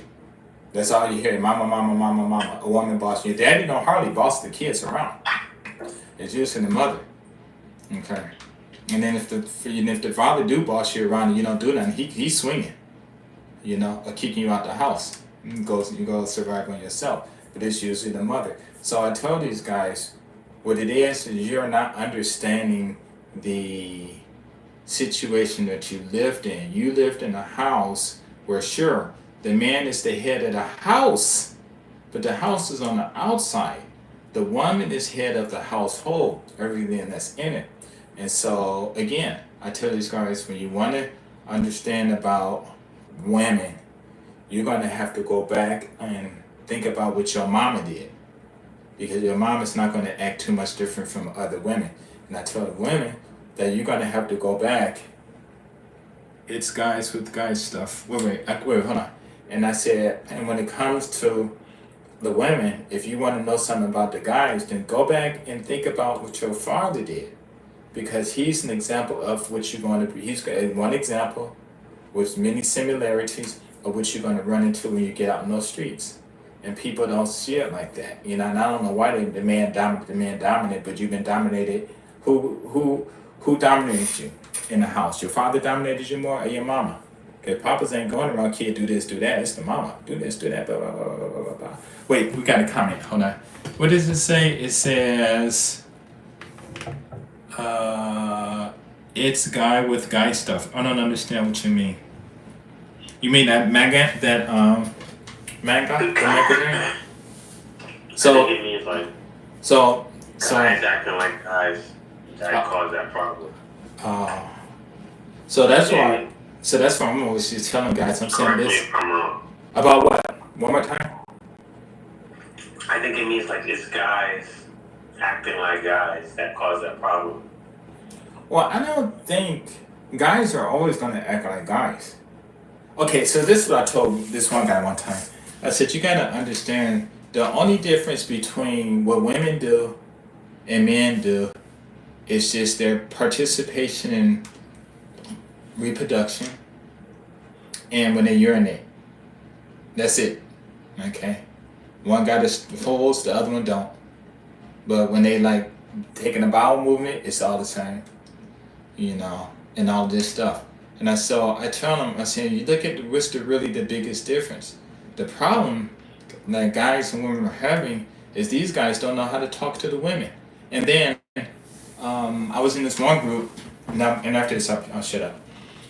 I said there are 4 things that guys and women know to the point where a guy really don't have to mag to a woman.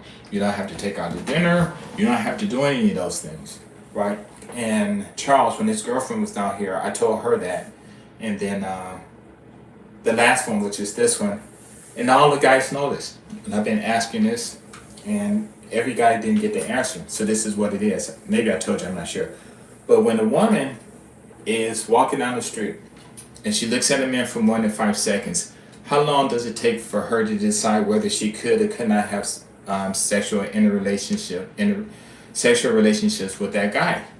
How long do you think it's going to take? Excuse me. Seconds. Now, if you know it, what's the next thing that should come out your mouth? I've asked that to all kinds of guys. And man, the stupidest things they say, and I'm like, oh my God, no wonder you can't get nobody. No, you can say that, but, you know, you can say that. But something that, you can't say that, but you might, the Outcome. Yeah, the outcome might be a little on the negative side. So what is the next thing you're supposed to say though? I like you. No.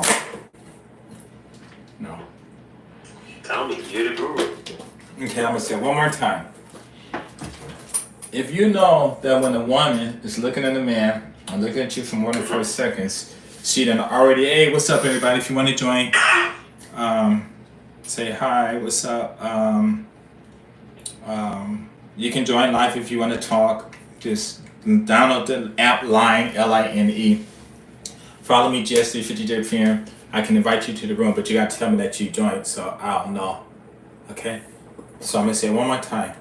If all the guys knew that when a woman looks at him for more than 5 seconds, and the women know this too, and I asked this in the room one time to everybody, it's like a bunch of people, and I asked the guys, I said, if a woman, I asked everyone, I said, when if a woman walking down the street and she looks at a guy for more than 5 seconds, how long does it takes her to decide whether she can have sex with him or not? You know, the whole room in unison said instantaneously.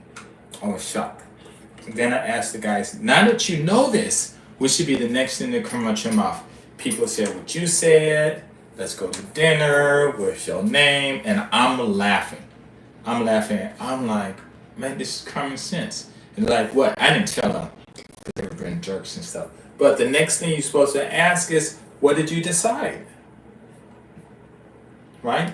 You look up and she's looking at you. So she done looked at you and violated you. No, I'm joking. That's what I'm gonna say. But she done looked at you, done had sex with you, done did all kinds of stuff in her head within billionths of a second. And she could be moist. And you know she did this. And guys like give it answers. What's your name? Can I have your telephone number? Do you want to go drinking and blah blah? And I'm like, no wonder you guys can't get no women. You're supposed to ask her, what did she decide? See, that's maturism. That's that pimp gangster, you know, playboy mentality. You're supposed to know that. If you know that, she's thinking that, why aren't you? Isn't that common thing? You want to know what her answer is? And if you walk over to her and say, what did you decide? She gonna like, what are you talking about? And all you gotta do is say to her, when a woman looks at a man for more than 5 seconds, she done made up in her mind instantaneously whether she can or cannot have sex with him because she sleep with him. So I'm asking you, what did you decide? You know, you got it trapped because we all do that, right? And she gonna just chill. If she laughs, all you gotta do is grab her and take her home and go and do what you gotta do. You know what I'm saying? Or if she busy, she said, okay, here, you says my number, call me about 3 hours. And you don't, and when you meet her up in 3 hours, you don't take her out to dinner. You don't do that. You go handle that business. You know? That's it. And that's like, oh yeah, I said I was to be quiet, so go ahead, I'm done. No, it's all good. Okay, so there's this video called GS350JPN and 3 PUAs, pickup artists, right? So I'm in this club, and hey, hello everybody.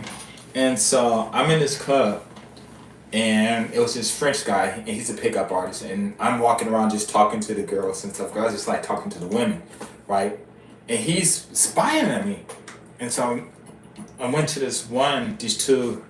This is at the bar, but only women can sit there, and I'm talking to these 2 Japanese women. They were bad. They were like bad. And I'm talking to him, and he's getting closer and closer. I'm like, dude, man, what are you doing? He's like, man, I never saw anybody move the way you move. And I'm like, what do you mean, dancing? He said, no, the way you're talking to the women. I'm like, what do you mean? That's normal. You're supposed to talk to a wife. You know what I'm saying? And then he was like, no, there's difference and everything. And he was looking at them. I said, if you want to, go ahead and talk. You know, and let us left. You know. And then I was outside and was walking. They rolled up on some bikes and started talking to me. It was 2 French guys, white guy, and 1 Japanese guy. But the Japanese guy, he went to school in LA, up in Pasadena and stuff. So his English was really good. So we started talking, and then they were talking about how they can pick up women, and I'm laughing, right? Because one said, I'll start with the worst one. The Japanese one said, they were asking me all these questions and stuff. And I said, okay, so when you meet a woman, right, and it goes back to that, a woman look at you for more than 5 seconds. I said, when you meet a woman, by the time you meet her to the time you sleep with her, how long is it? Do you plan to do it? I think the dude said 2 weeks. The other French guy, he said about 4 days to a week. And he said about a week, and then the other guy said 4 days. And I started laughing, and I'm like, "Are you joking?" They said, "Yeah." What about you? I said immediately. And they're like, "What do you mean immediately?" I said, "You think a woman's vagina is going to stay moist for 4 to 5 days, for you a week, and you think a woman gonna be moist for you? Her vagina's gonna be moist for you for 2 weeks? Are you crazy?" And they're like, "Well, that's true." And they're like, "Well, what would you do?" I would say, "Well, let's go do it now." You know, she got time, she'll do it. And if she don't got time, you know, she's gonna say make plans. Right at that time, it was in front of this club. I forgot the name of it, but it was in Shinsabashi. No, in American it was like not a reggae club, but a house music club or something. I forgot the name of it. Some rave club or whatever. So anyway, 2 Japanese women came out. One was tall, had some big old mammary glands. The other one, she was a little shorter, but she had some big old mammary glands. And I said, watch this. No. And then they said, what do I do? I said, well, what I do is I walk over to a woman, and I did this up in Kyoto with one white guy, Tokyo Sam, I don't know if you know him, YouTuber. And he introduced the guy so I can go and give him some tips on how to pick up women. So he a white dude. And when he saw that I was black, he was like, "You think you can get women, all this stuff?" I'm like, "Of course, you know." And he said, "Well, what do you do?" And I said, "I just ask women, are they beautiful?" And he said, "Why?" And I said, because women who are beautiful give me their context. The ones who are not beautiful won't give it to me. And he said, no, it's not true. And I said, you, and we're on, in Kyoto where that big bridge is that go across that river, in Kawaramachi, I think it's called. And it's a really famous area of all the shopping and stuff. And so I said, well, you stop any of these women who you think is beautiful and watch. He stopped this one Japanese lady. She was married. She was bad, man. And she just, I said, excuse me. She said, yeah. And I asked her, are you beautiful? Perfect English. She said, why are you asking me that? And there I went. I said, women who are beautiful give me their context. And the ones who are not beautiful, they don't give me their context. You know? And then, yeah, I think that was it. And then she said, oh. And I said, are you beautiful? She said, yeah. I said, give me a context. She said, okay. Gave it to me right then and there. Wrote it down. Right in his face. That's all you gotta do. Dude was like, oh my God, I can't believe it. I'm like, what do you mean you can't believe it? What do you expect me to do? Start romancing her and giving her roses and all that? These women out here in Japan, they can buy their own damn roses, buy their own houses, their own cars. It's not impressive for you to go buy them a car. They rather go out and shop and have fun shopping for themselves and find it for themselves, right? And so I told those three PUAs that. And I said, watch this. I walked over to the tall one and I said, are you beautiful? She said, why are you asking me that? And I said, because women who are beautiful give me their context, and the ones who are not beautiful, who don't think that they're beautiful, won't give me their context, right? And then she said, oh no, I'm not beautiful. She straight up said, I'm not. She was fine. She said, I'm not beautiful. And that's okay. And I said, can I have your context? She said, no. That's okay. And I said, can I have a hug? She said, all right. She gave me a big old hug, and I felt her mammary glands all up against my chest. And so I'm like, damn, I'm big. And so the other one, I walked over to her and I said, how you doing? She's fine. I said, are you beautiful? She said, why you asking me that? And I said, again, women who are beautiful give me their contact. The ones who are not beautiful don't give me their contact. And she was like, okay, I'm beautiful. And I said, okay, give me your contact. And she gave me her contact. I never contact these women. I never do. I got all kinds of numbers. I never call them. They never call me. But it's just fun just to go through the ceremony and stuff. And then I walked over there, and them dudes were like, oh my God, I can't believe it. I can't believe you did it. I can't believe you did it. And I'm looking at them. I'm saying, I can't believe you guys ain't doing it. You know what I'm saying? So just imagine all that stuff that they talking back and forth on YouTube and all that stuff, when they're already known that we already know that all guys know that when women look at them, they think about that. And when women already know that when guys look at them, they think about it. So why don't they go get their answer instead of walking the whole, excuse me, ma'am, you're so pretty, you know, and I like the dress and I thought you was nice. So I want to get to know if, you know, we can go to dinner one day and blah, blah, blah, blah, blah, blah, blah. When you can just walk over there and say, yo, I want to know what you was thinking. And what's his name, girl? What's his name? Charles. His girl, he told her, it's four of them. He's telling her I'm a player. You know, and I'm like, I'm not no player. No, you are. And she was like, I heard you a player. I told her all four of the things that I did. I told her three of them that I do. That's simple that every guy should know. And she was laughing. And then the last one about how long, you know, I said, when you look at a guy, how long does it take before you can decide whether you can sleep with a guy or not? She said 10 minutes, right? She said 10 minutes. And I said, oh, okay, so this is going to take me 10 minutes before I can have sex with you. 10 minutes to get have sex with you. She started laughing. and see, that's what I'm saying. That's game. It's just simple communication because the women need what a man got and the man need what they want. Like I said, an adult consenting penis and an adult consenting vagina. When they get together, they know what to do. They don't have it. The problem is not them. The problem are the ones who own those phalluses in their vagina. That's true. You know? That's true. And so you'll see some chick you're ready to fuck, and your mind makes you like, nah. Yeah. Or some chick will see you, she'll get wet, and her mind will make her be like, let this guy jump through hoops. Yeah, she can say that. And the guy's okay. There's only one hoop I want. And that's the one that you got. But And think about it, you laughing, right? Right? And but what do you think she's gonna do? She gonna laugh, say, okay, let's go. Or she got time, okay, this one we can do it. Yeah, Here that's true. and in Japan, a lot of these guys, these women, they got time. And if they don't, they'll make time for you. Yeah, They'll make that's time. true.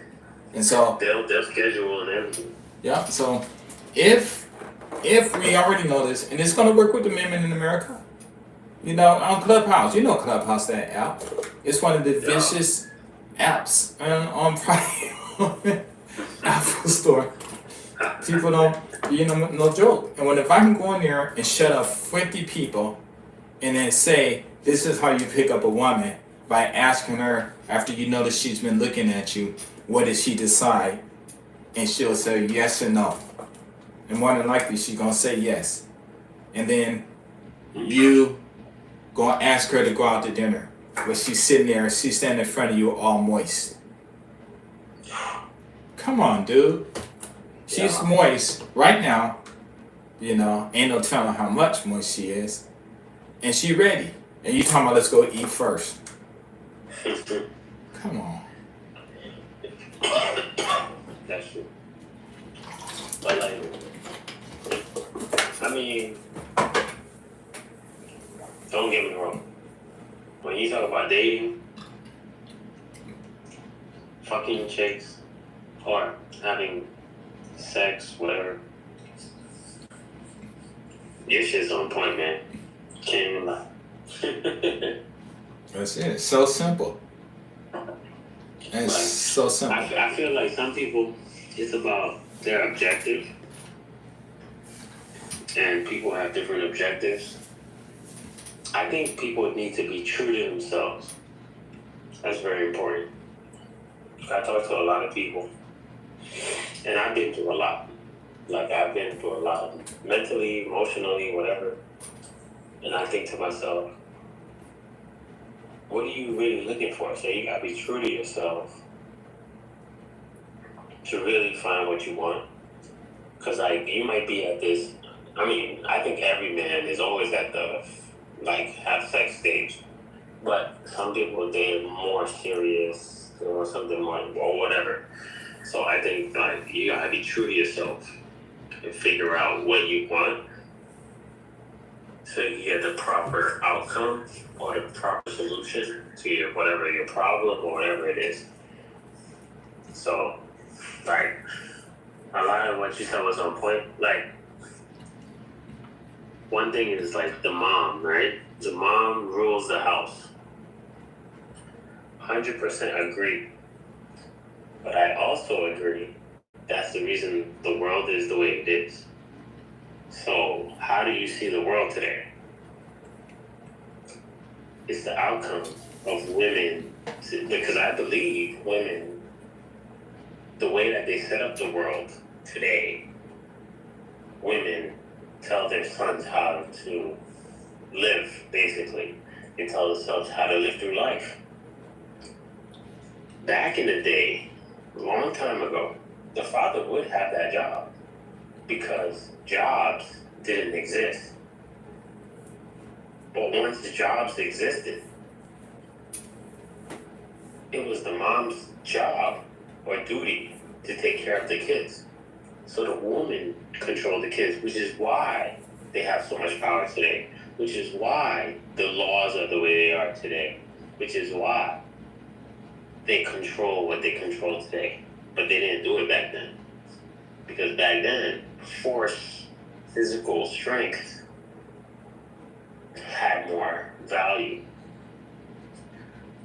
Now, it's all about manipulation, thought process. That's why politicians rule us today. Back in the day, if you were a politician and the people didn't like you, they'll overthrow you. You can't do that today because mothers have taught kids.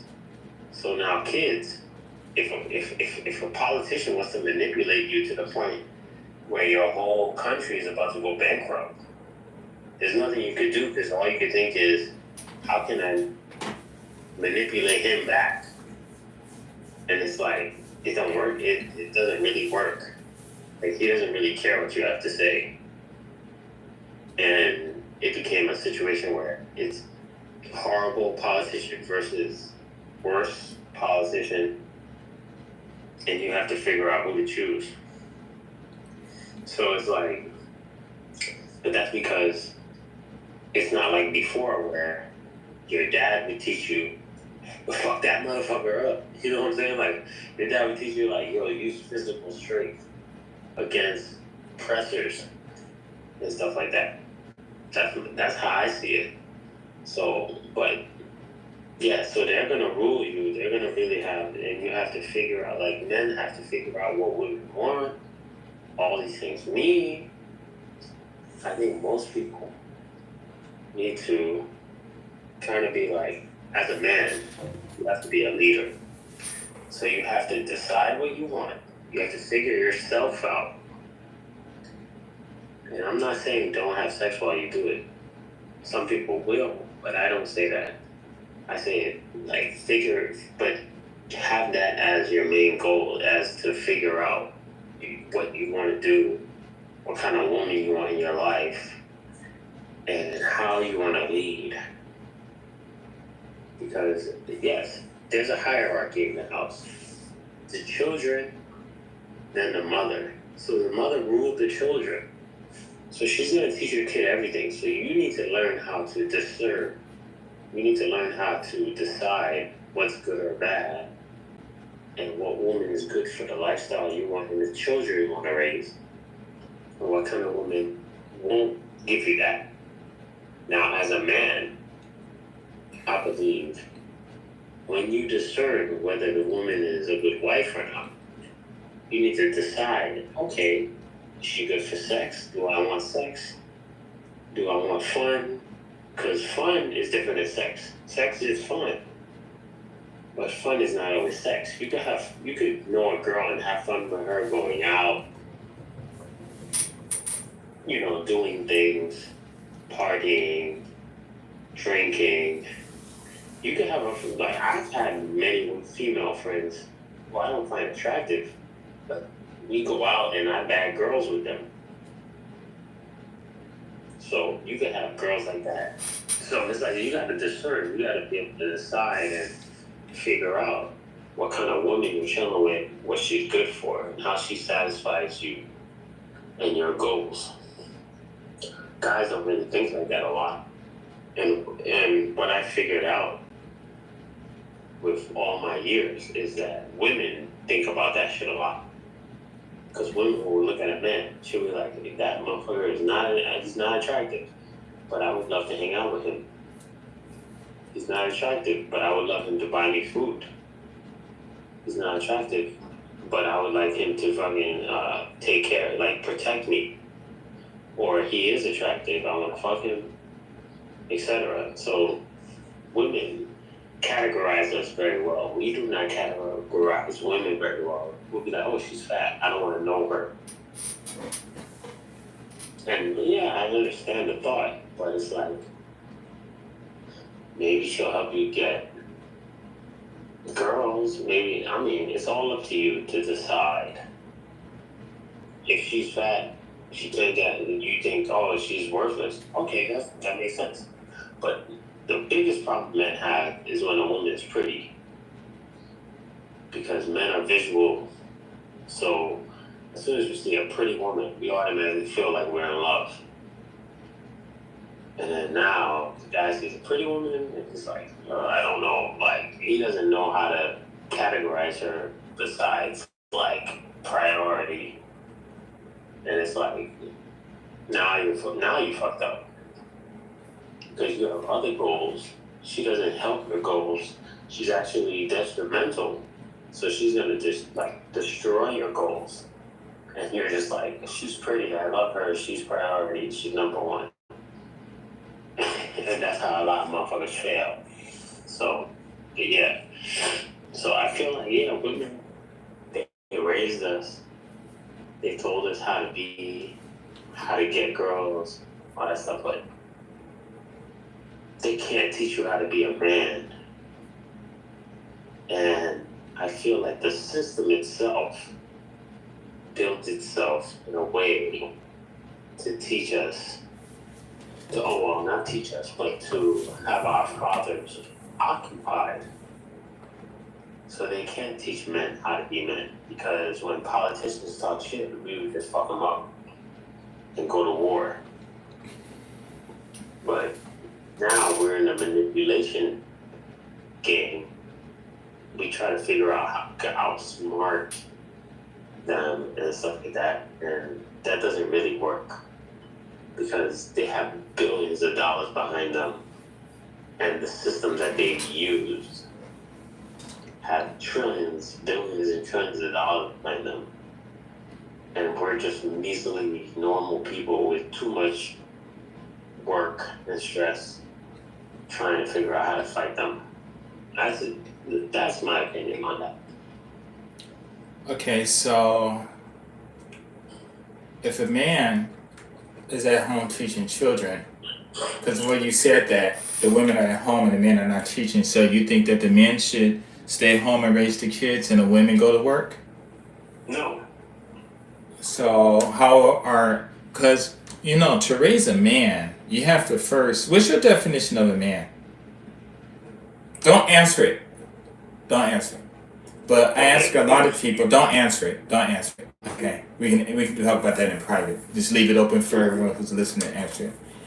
Because, so it's just a hypothetical question, something for you to think about, and then next time, right, and then next time if we do this, then we can talk about it again. But a lot of guys I ask, what is a man? And a lot of people don't know. I've asked a lot of men, quote unquote males, and they don't know. Now I will give you a hint. An adult is just a mature male body. Once you become your body matures a certain number of years, then you become an adult male. But being a man is two different things from being an adult male. Then, if the man is at home teaching the children, then the woman could be at work. Because when the man is at work, and especially when in the old days when the women had gardens and stuff, they out there growing food and stuff like that. So they think about what a man does. He go to work from 9 to 5. What is he doing? Is he at a desk typing? Or is he in the field, looking at plants and, trying to find medicine? Is he doing marine work? Is he a fireman who just sitting around until the fires come around? Or is he a doctor who is busy, constantly busy? Or is he a police sitting around doing whatever they doing? So, what are these jobs? All these jobs that are not named, the women can do that too. Women could be firefighters, they can be doctors and everything. They can do all of that stuff. And so what I tell guys is name one thing that a man can do that a woman can't do. And then they say, they bring up the sexual stuff with the penis. And I'm like, well, they got, different things. Well, I mean, what do you think a clitoris is? A clitoris. It's a miniature penis. I'm not telling them that. Yeah, sure. And the minute I told some guys that, because they always talking about that, and I'm like, well, you down there? I said, I don't know how women. What do you think the ovaries are? Yeah. Balls inside of the woman. Exactly. And so, or our balls are ovaries that are outside. You can switch it back and forth, exactly. Right? And so, when they talk about, well, I'm not a woman, because a woman, they give the fellatio. And I'm like, do you give fellatio to your woman? Pussy. Right. And they're like, yeah. And I said, well, you don't know what you're doing. Exactly. I said, are you looking at it? And they're like, yeah. And I said, well, did you ever look at it? They didn't know. I said, why don't you take a look? This dude came back, man, swinging at me. Trying to punch me. I'm like, what you doing? He said, man, that's messed up, man. And I'm like, what do you mean? He said, I looked at it, it looked like a small penis. And I'm like, yep, and you be down there gobbling on that motherfucker. You crazy, right? Am I lying? No, but the dude's gonna lose his mind, man. Okay.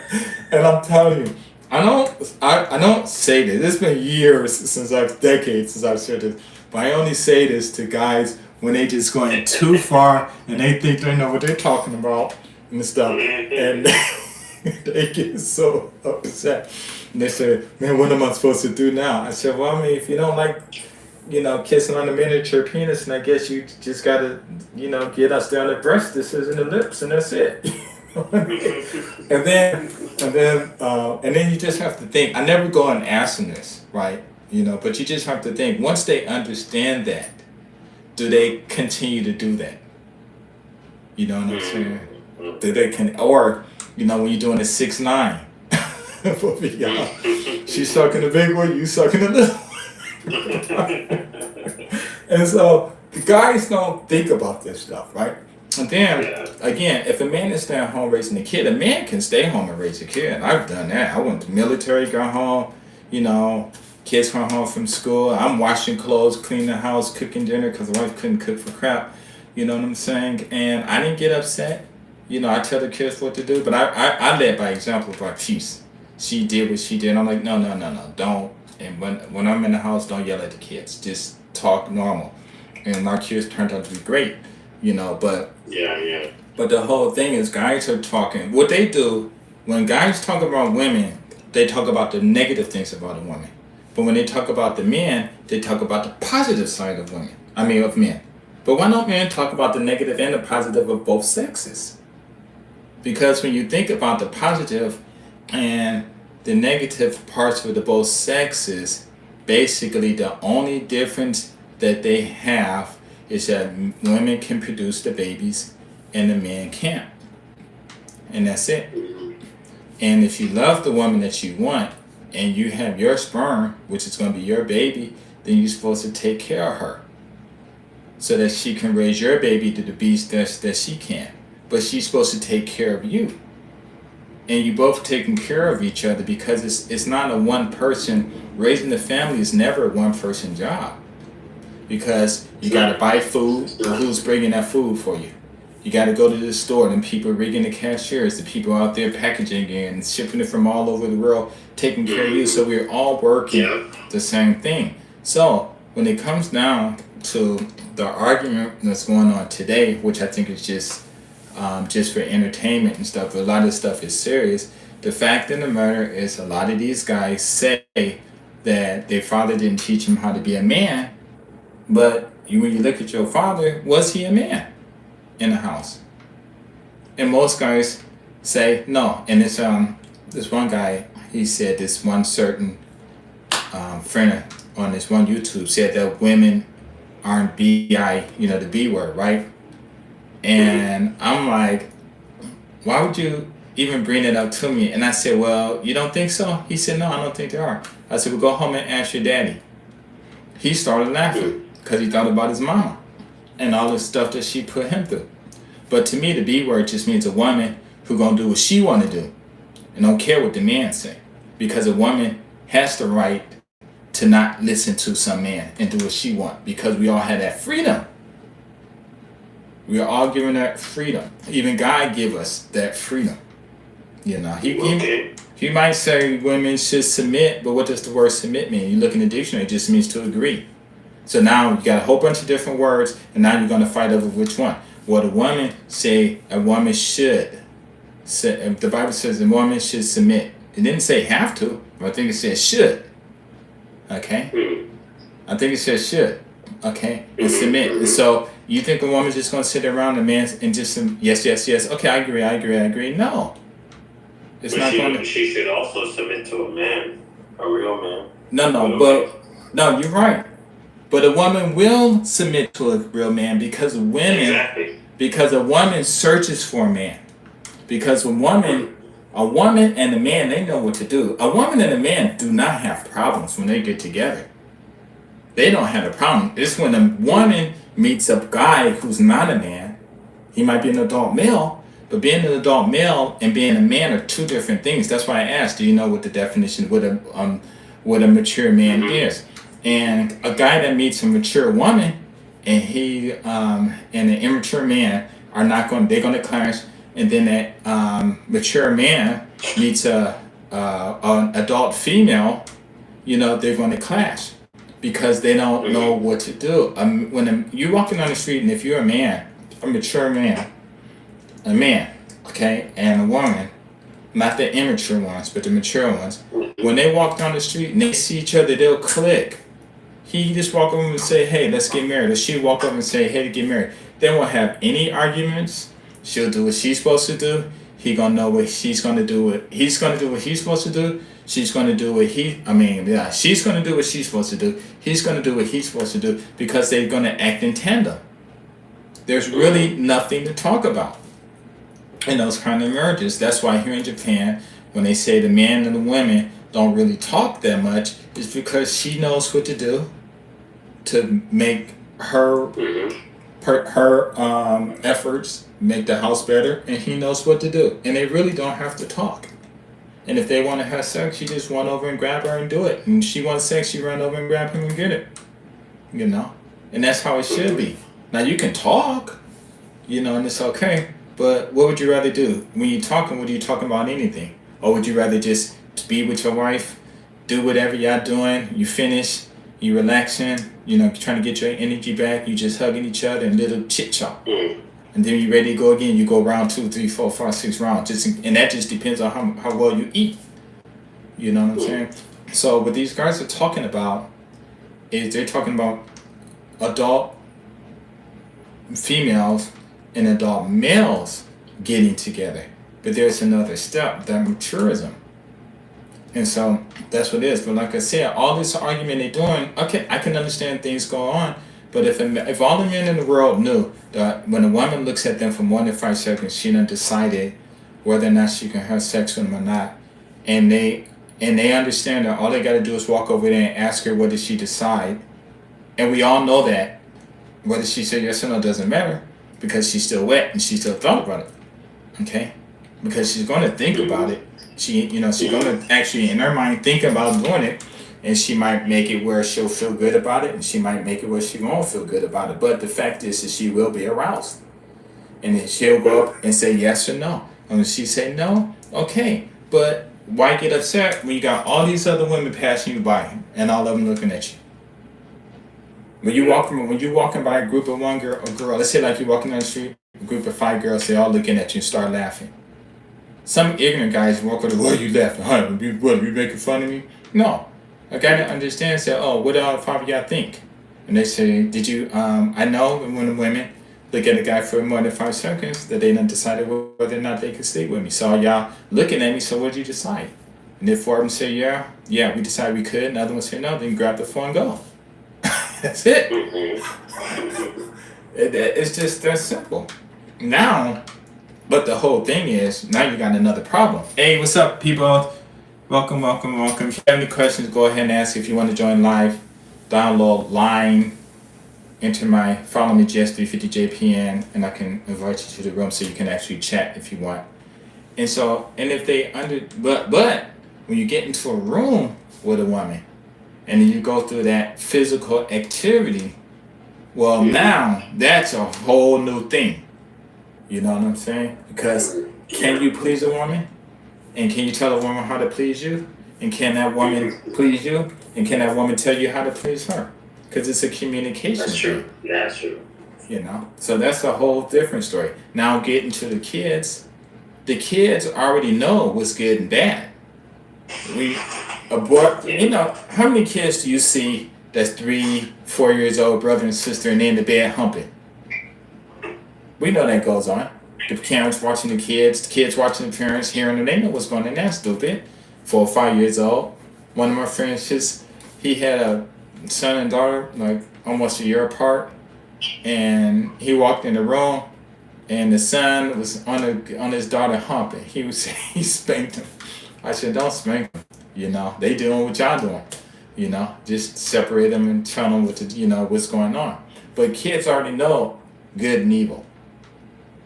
You know what I'm saying? So when a kid does something bad, then why did you do it? You ain't even got them ask them why. They know why. Just spank their butt. Just spank, pop, pop, pop, pop, pop. What did grandma used to do with that slipper? Pop, hit you in the head. Wow, how did she throw it from upstairs? You know what I'm saying? So, yeah, that's slipper. Pick up them flip flops. Wow. The chincletas is in New York, man.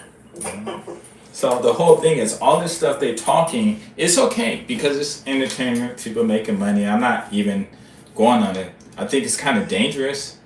You know what I'm saying? But the whole thing is, every man knows that when a woman looks at him for more than 5 seconds, that she done decided.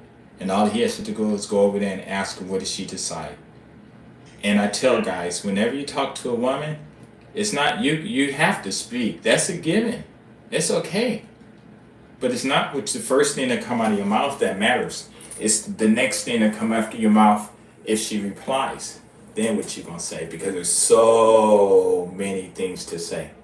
And these guys are like, oh, I don't know.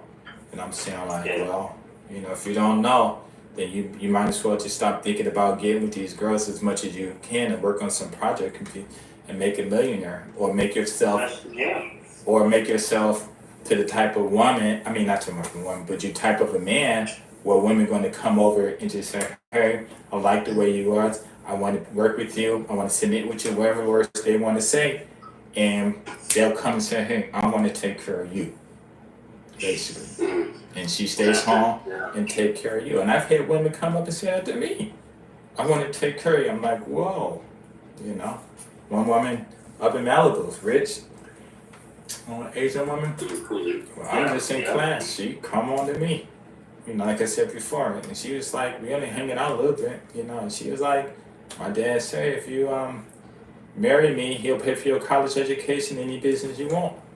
And I was like, huh.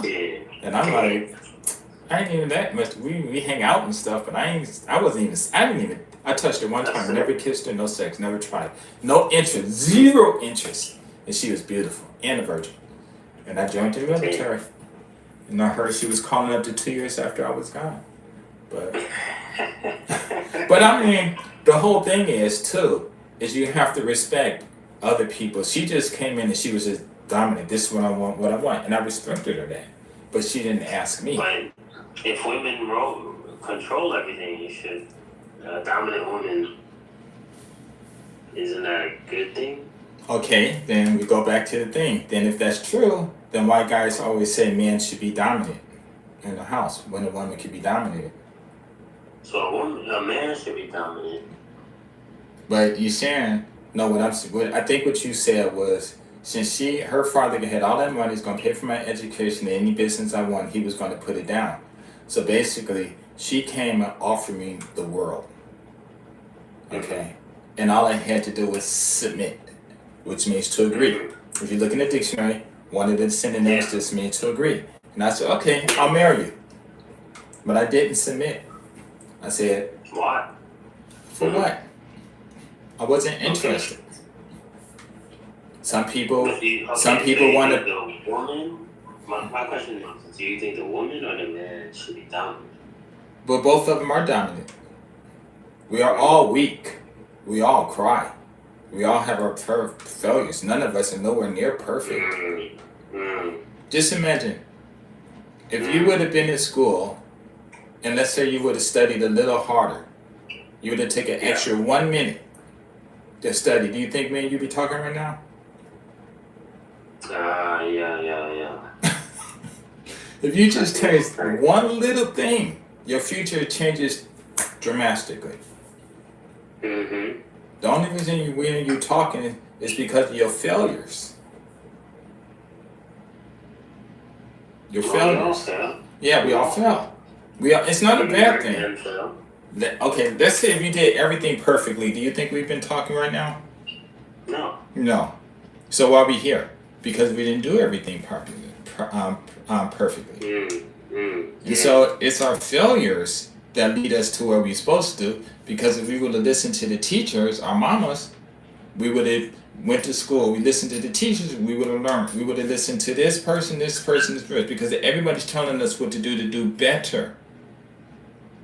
But still, regardless of what position they are, you as an individual, child, baby, whatever, still have the choice to submit or not submit. And again, agree or do not agree.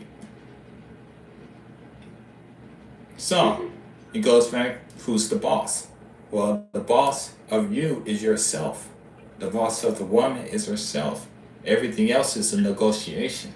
And that negotiation can be backed up by a lot of force. It could be backed up by a lot of threats.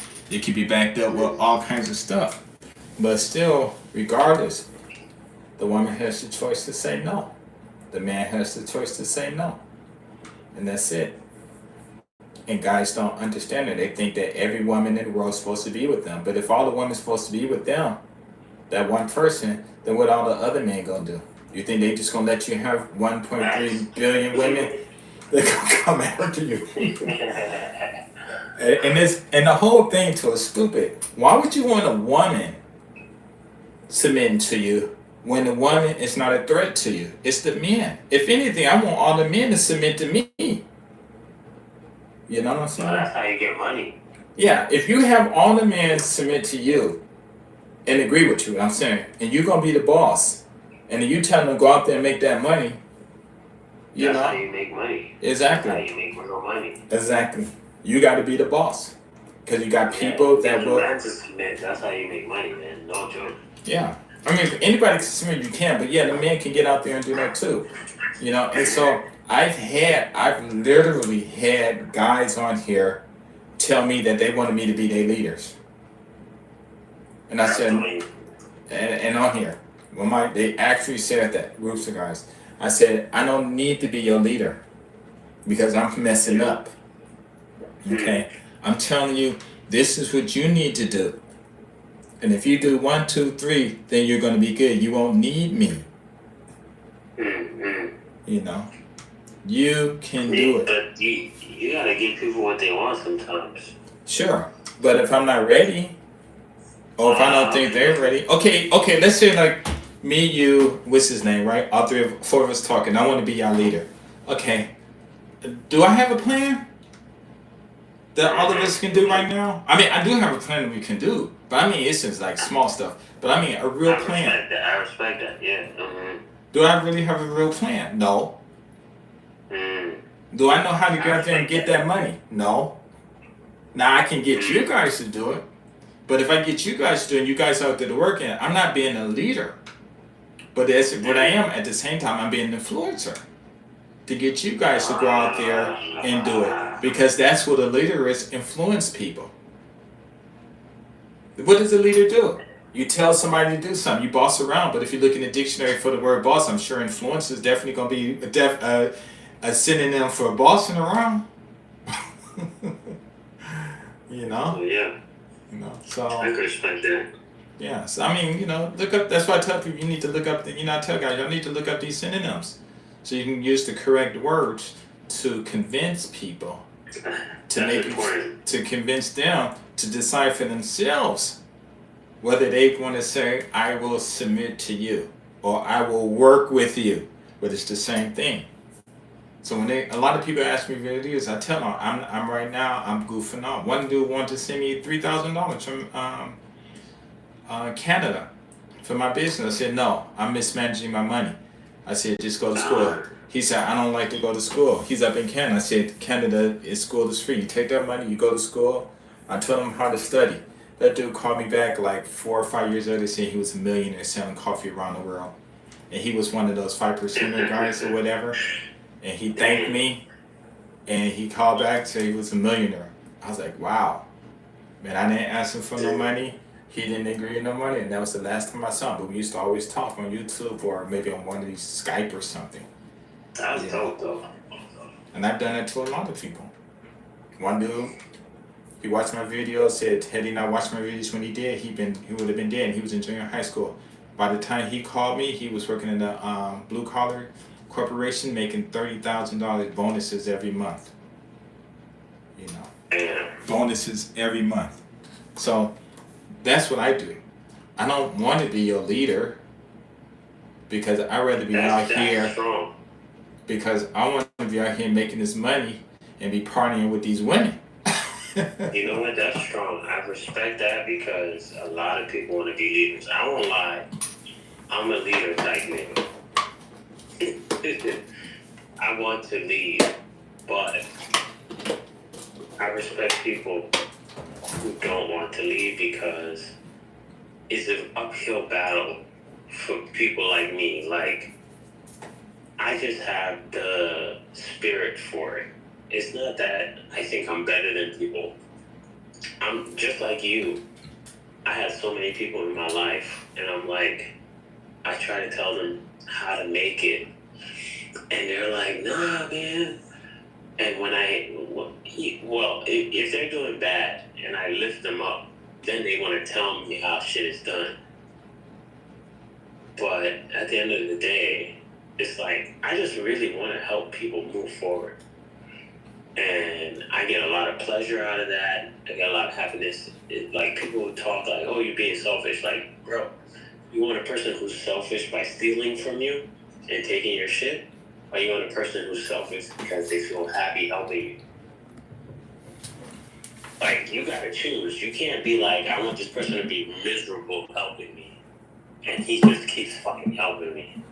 I want this person who's miserable doing things, and he just keeps doing them. That makes no sense. So I'm like, bro, it's good that I get pleasure out of helping people. Like, people try to make me feel guilty for that shit.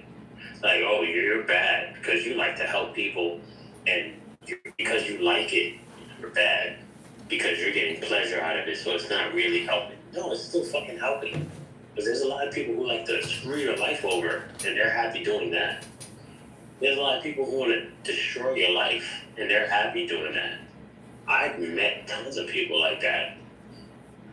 So I'm like, I like helping people, but at the end of the day, yeah, I'm the type who likes to be a leader because I have vision.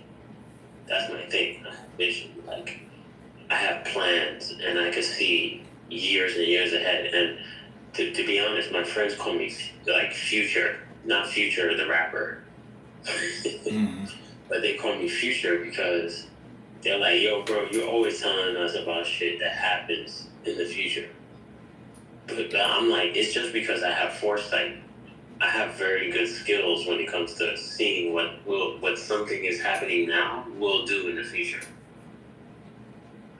So, like, it's just a thing I have. So I'm like, that's why I want to be a leader. But every time I try to lead, there's those people who are going to be like, oh, no. I want to be a leader because they like the title. They like the position. They like the women that come with it. But then you turn around, and when it's time to give back or to help the business grow, they're angry. They're like, oh, I don't want to. Why I have to give people this? Why do I have to help people? It's like, well, if you're going to tell everybody to work for you and you're going to hold all the money, you have to pay them every week or every month or whatever it is. You can't sit there and say, why the fuck I got to do that? I'm the big dog, when they did all the work. Me, bro, you don't even work for me. You come out with me. I'm spending hundreds and thousands or whatever on you because I feel happy to do so. So if we're working together and I have to pay you, I'm gonna pay you because I'll be happy to know that you helped me reach my goals, and hopefully I helped you reach your goals, and I get to reward you for it. Like, would you want a leader who's gonna be like, I really wish I didn't have to pay this person this week, and every week that you're working to help them make money, they're working on finding a way not to pay you?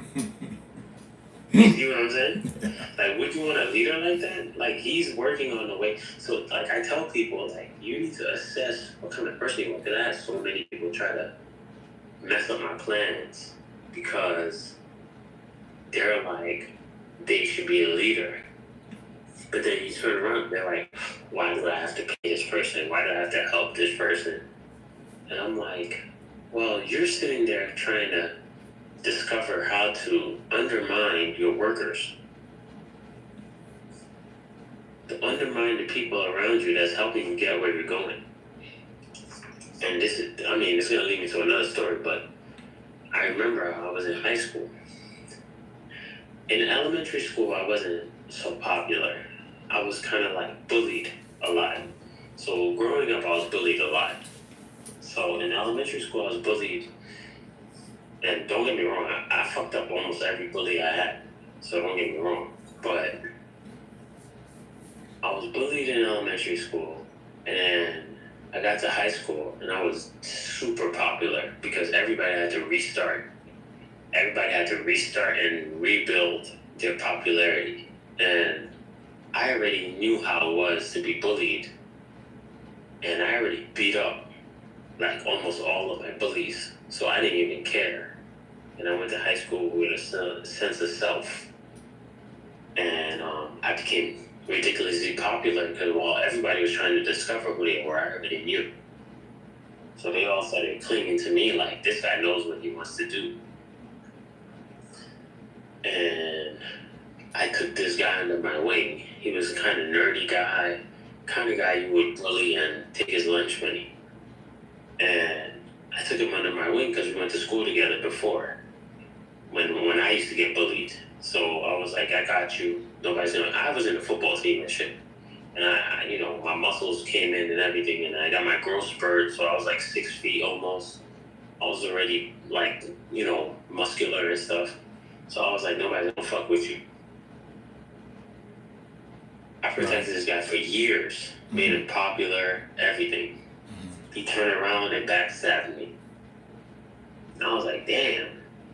And then I was like, yeah, well, I did it like a G. I smacked the shit out of him. Backhand too, black side. Smacked the shit out of him. And I was like, the fuck is wrong with you? And he was like, shocked. And he was like, yo, you owe me. And I said, what the fuck do I owe you for? I literally protected you, kept people, everything. He was like, you're popular, and you have all this shit, and you owe me. And I didn't understand that shit, but I thought about it, and I was like, because he was around me, he gave me a persona. I was known as a certain type of guy because I had him around. And it gave me popularity beyond the bullies. It gave me more popularity than all the bullies. Like, the bullies tried to fuck with me. I had a bully try to kill me, bro. He came with his brother. They were gangbangers. Hello. This is New York. No, go ahead. I'm just greeting the people. Yeah, and he could not even touch me because I was more popular than him. So he had to take the lesser route. He had to just have me say, it's all good.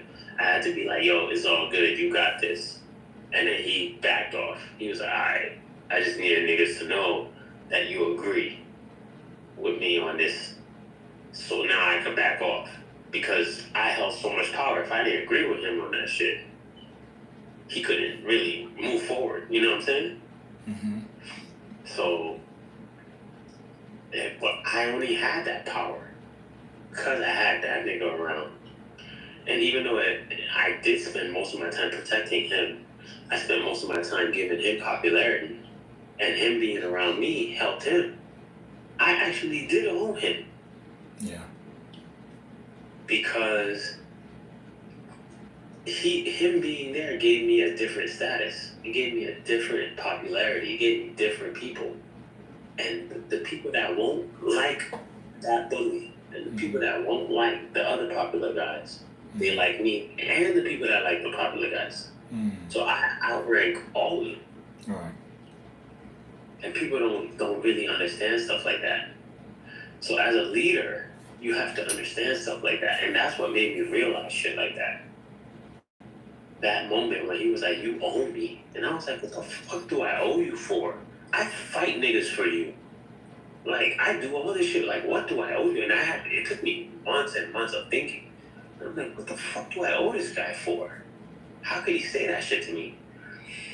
And that's when I was like, yo, when me and him had a falling out, the amount of people that stopped talking to me, and I was like, yo, it wasn't all my popularity. It wasn't even half, but like 1/3 of my popularity went away. Wow. And I was like, shit. That's because amazing. I knew this guy. Yeah, because I knew this guy, that was a large chunk of people that made me surpass so many other popular people to the point where this nigga, his brother just came out of jail and came to kill me, and he couldn't do it. Wow. And I was like, because of this guy, that's why. That's crazy. So, like, I figured that out, and I was like, damn. So, like, being a leader, you need shit like that to understand how that shit really works. Like, you need things like that where it's like, okay, I'm important, but the people around me are just as important or more important than me. And I need to, the only thing is, I see the vision and I see their worth. I see all of our worth, and I see how what we're worth can lead us somewhere. Right. The thing is, the people following you, they can't see that. A lot of them don't even know they're valuable. And that's more of their upbringing. Somebody didn't raise them with the right values and understanding of who they are and what they bring to the world. And somehow I was born with that. So, like, I was born where I was raised to at least understand that my life has value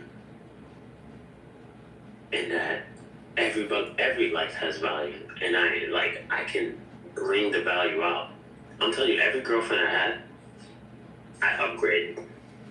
When I see a guy and he doesn't upgrade a woman, I don't value that guy. He's a loser to me. If you can't make the girl better sexually, mentally, business-wise, financially,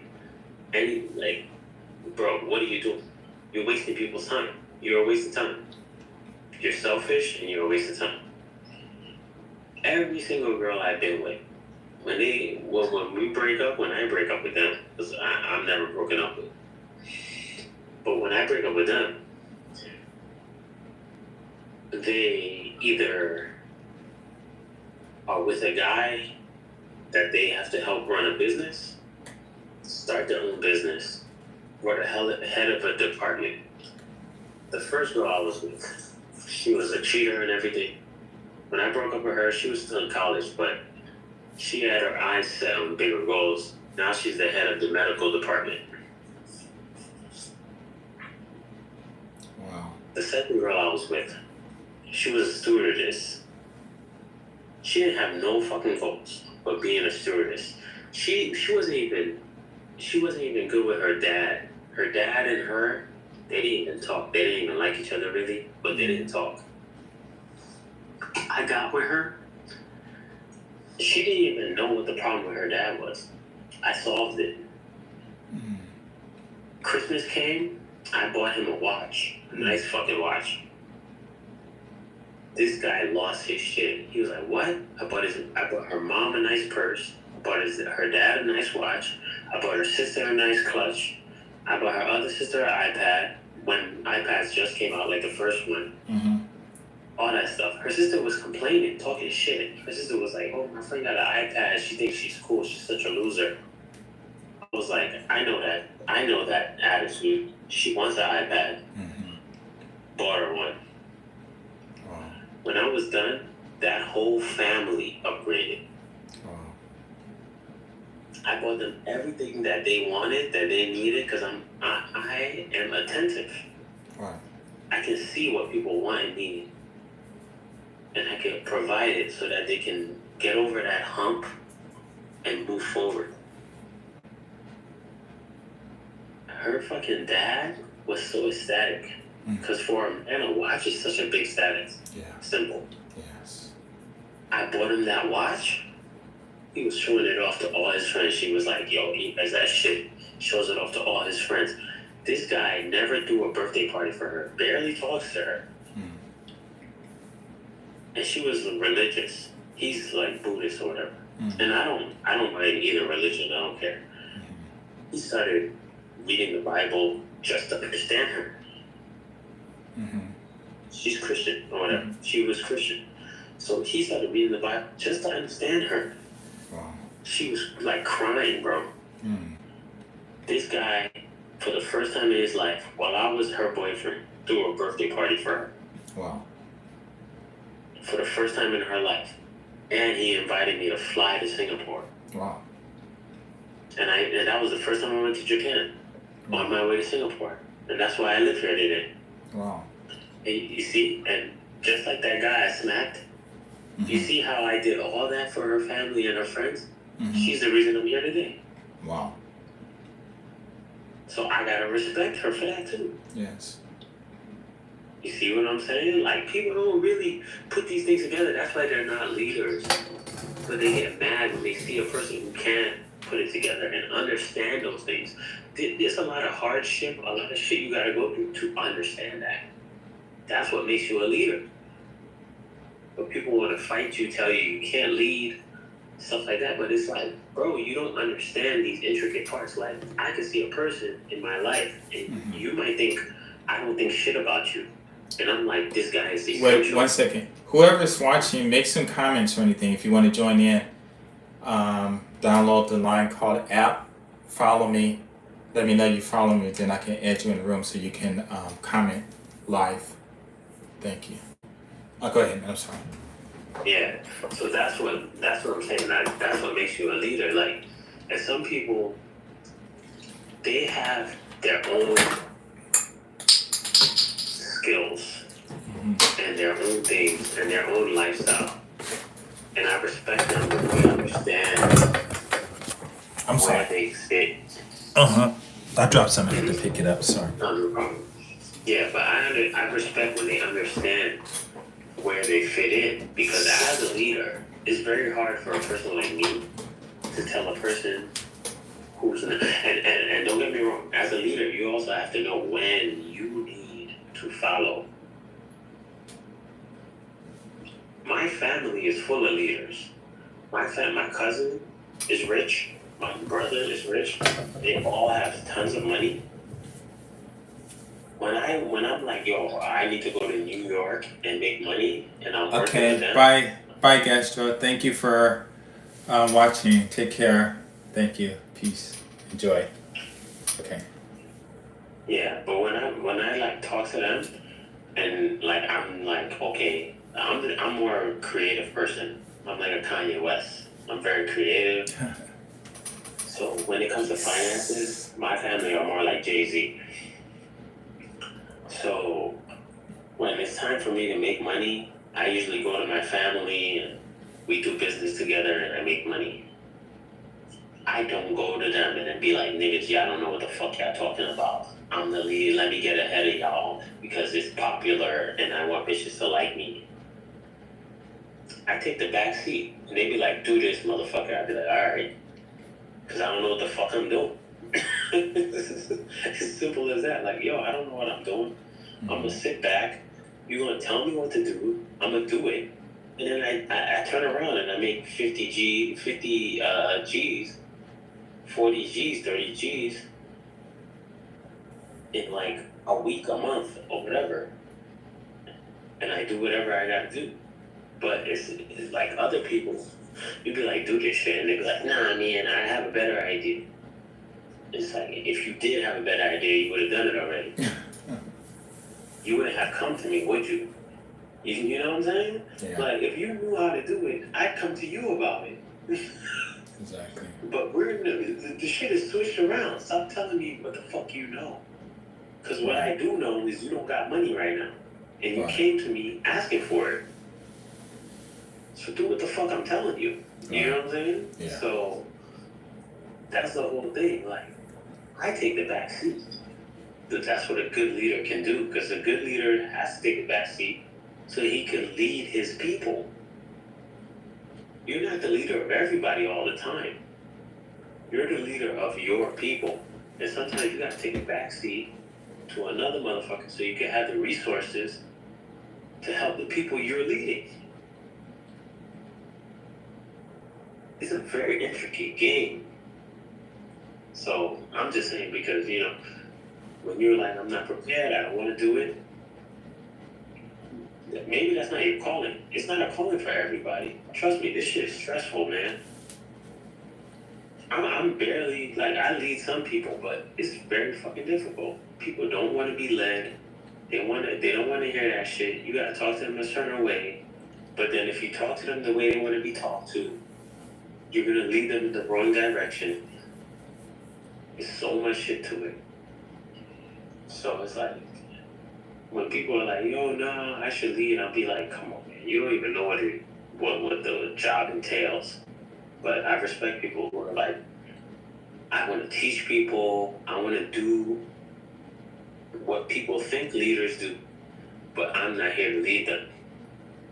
Because it really helps take the burden off people like me, where you could teach them, and I could focus on the leading part. You know what I'm saying? Mm-hmm. Well, for me, I said I don't want to lead. Everyone's a leader. And again, because one of the words for the leader is an influencer. And every time you walk down the street, and if you acknowledge somebody, then their presence influenced you. And because you responded, they pretty much led you, or they were your leader. You know, so that's just keeping it. I don't want to, but I have to. But being a leader is not a choice, because every time we do something, we're always influencing. Now, the result of the influence, or you might know, you might not know. Maybe you get money for it, you might not get money for it. People appreciate you, or people won't appreciate you. So I don't want to, but I know I have to, because of one reason I know I have to be a leader as far as talking to these brothers is because of this GS350 YouTube thing I created, like, I don't know how many years ago, 13, 14 years ago. If you look at my profile, I mean, whatever it says, this is about my life. My videos was really just supposed to be about my life until this letter that this white guy sent me saying that he thought Japan was racist, a country, but when he saw me with these 3 girls in this one video I made, and so he saw me talking to 3 girls, and you know we were all at work at their work at a bar or something. And the Japanese guy, he said, because they were having so much fun and I was having so much fun, he said, hey, you know, if you black and you can go to Japan and you can have that kind of fun, which is a 2-minute conversation, you know what I'm saying? He said, hey, you know, I know I can as a white dude. I'm like, all right. And then a couple of months later, Spirit told me to make those videos. I didn't want to, you know, but because I knew what was going to happen. But the fact of the matter is, you know, I had to do it, so I made them. So being a leader is only just a person who influences. And you can say a boss, but a boss tell you to do something, but that's still an influence. You know, do it. You know, remember it says a demand, but still, it's an influence. It's just something that influences something that just makes you move. So when you look outside and a breeze come, you go, oh, and you get that chill and you shiver.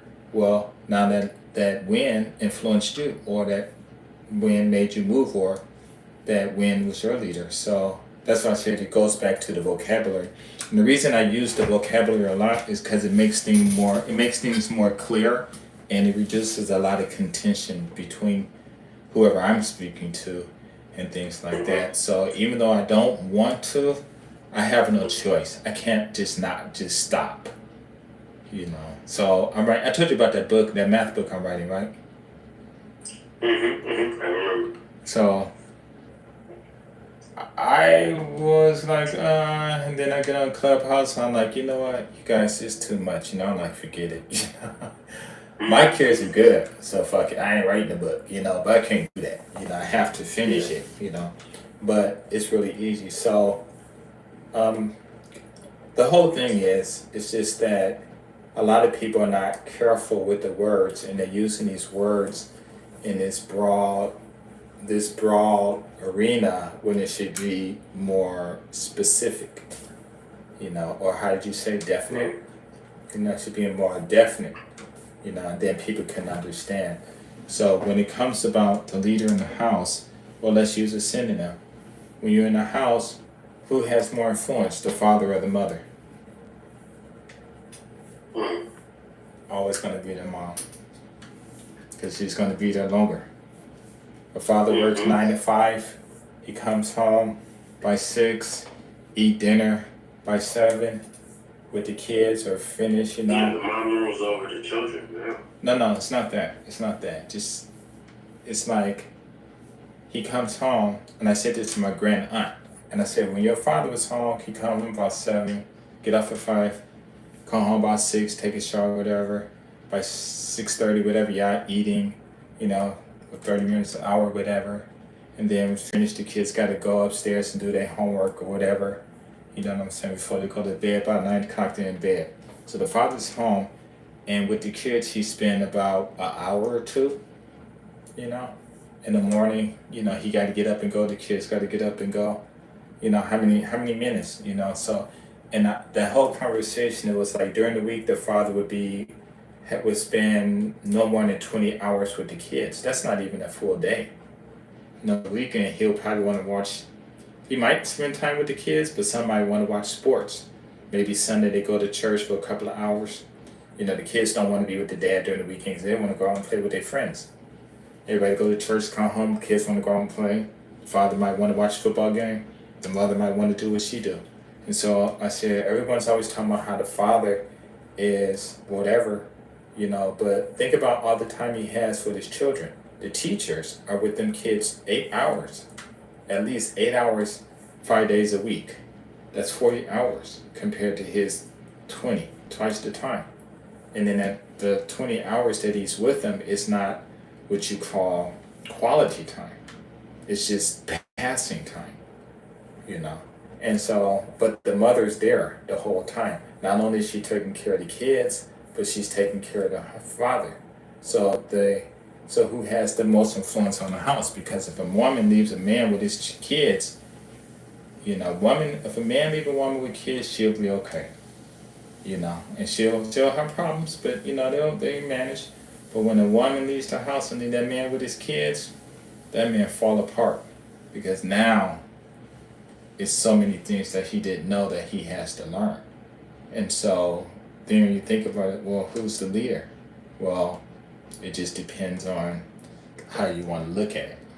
Because a leader creates things, and a leader doesn't need followers, and a leader don't have to, because people go to that person and say, lead us. And I've had people come to me. Later, you come to me and say, we want you to be our leaders. When Venice, you know, I'm not talking about math, and I said, no, I can't. And I said, I'm sorry, because, you know, didn't trust everybody there. But I wanted to just teach them about math and then bounce, you know, because I was only visiting from Japan and stuff, so I didn't have a lot of time. And so I wasn't able to do it because, you know, how brothers in math are. You get one guy that's smart in math and everybody else that don't understand, they're about to beat you up. You know what I'm saying? And I didn't want to, and it was so long since I've been out of the hood. It was like, 84, and I came back in 95, you know? And I didn't want to cause any problems and stuff, so I wasn't able to do it. But I don't know, man. And I know it's kind of seeming like fucked up, but the whole thing was I didn't have time, and I did want to give him something a little bit, you know, but I don't know. I don't regret it or anything, but things did happen. Nothing bad, but things did happen later on and stuff. But, you know, a lot of them still around, and I go on YouTube and like, hey, you know, on the Facebook, and like, hey, you know, blah, blah, blah, this, blah, blah, blah. I talk to a lot of people about the math, but, you know, because they lack a comprehension of how easy it is, it's tough.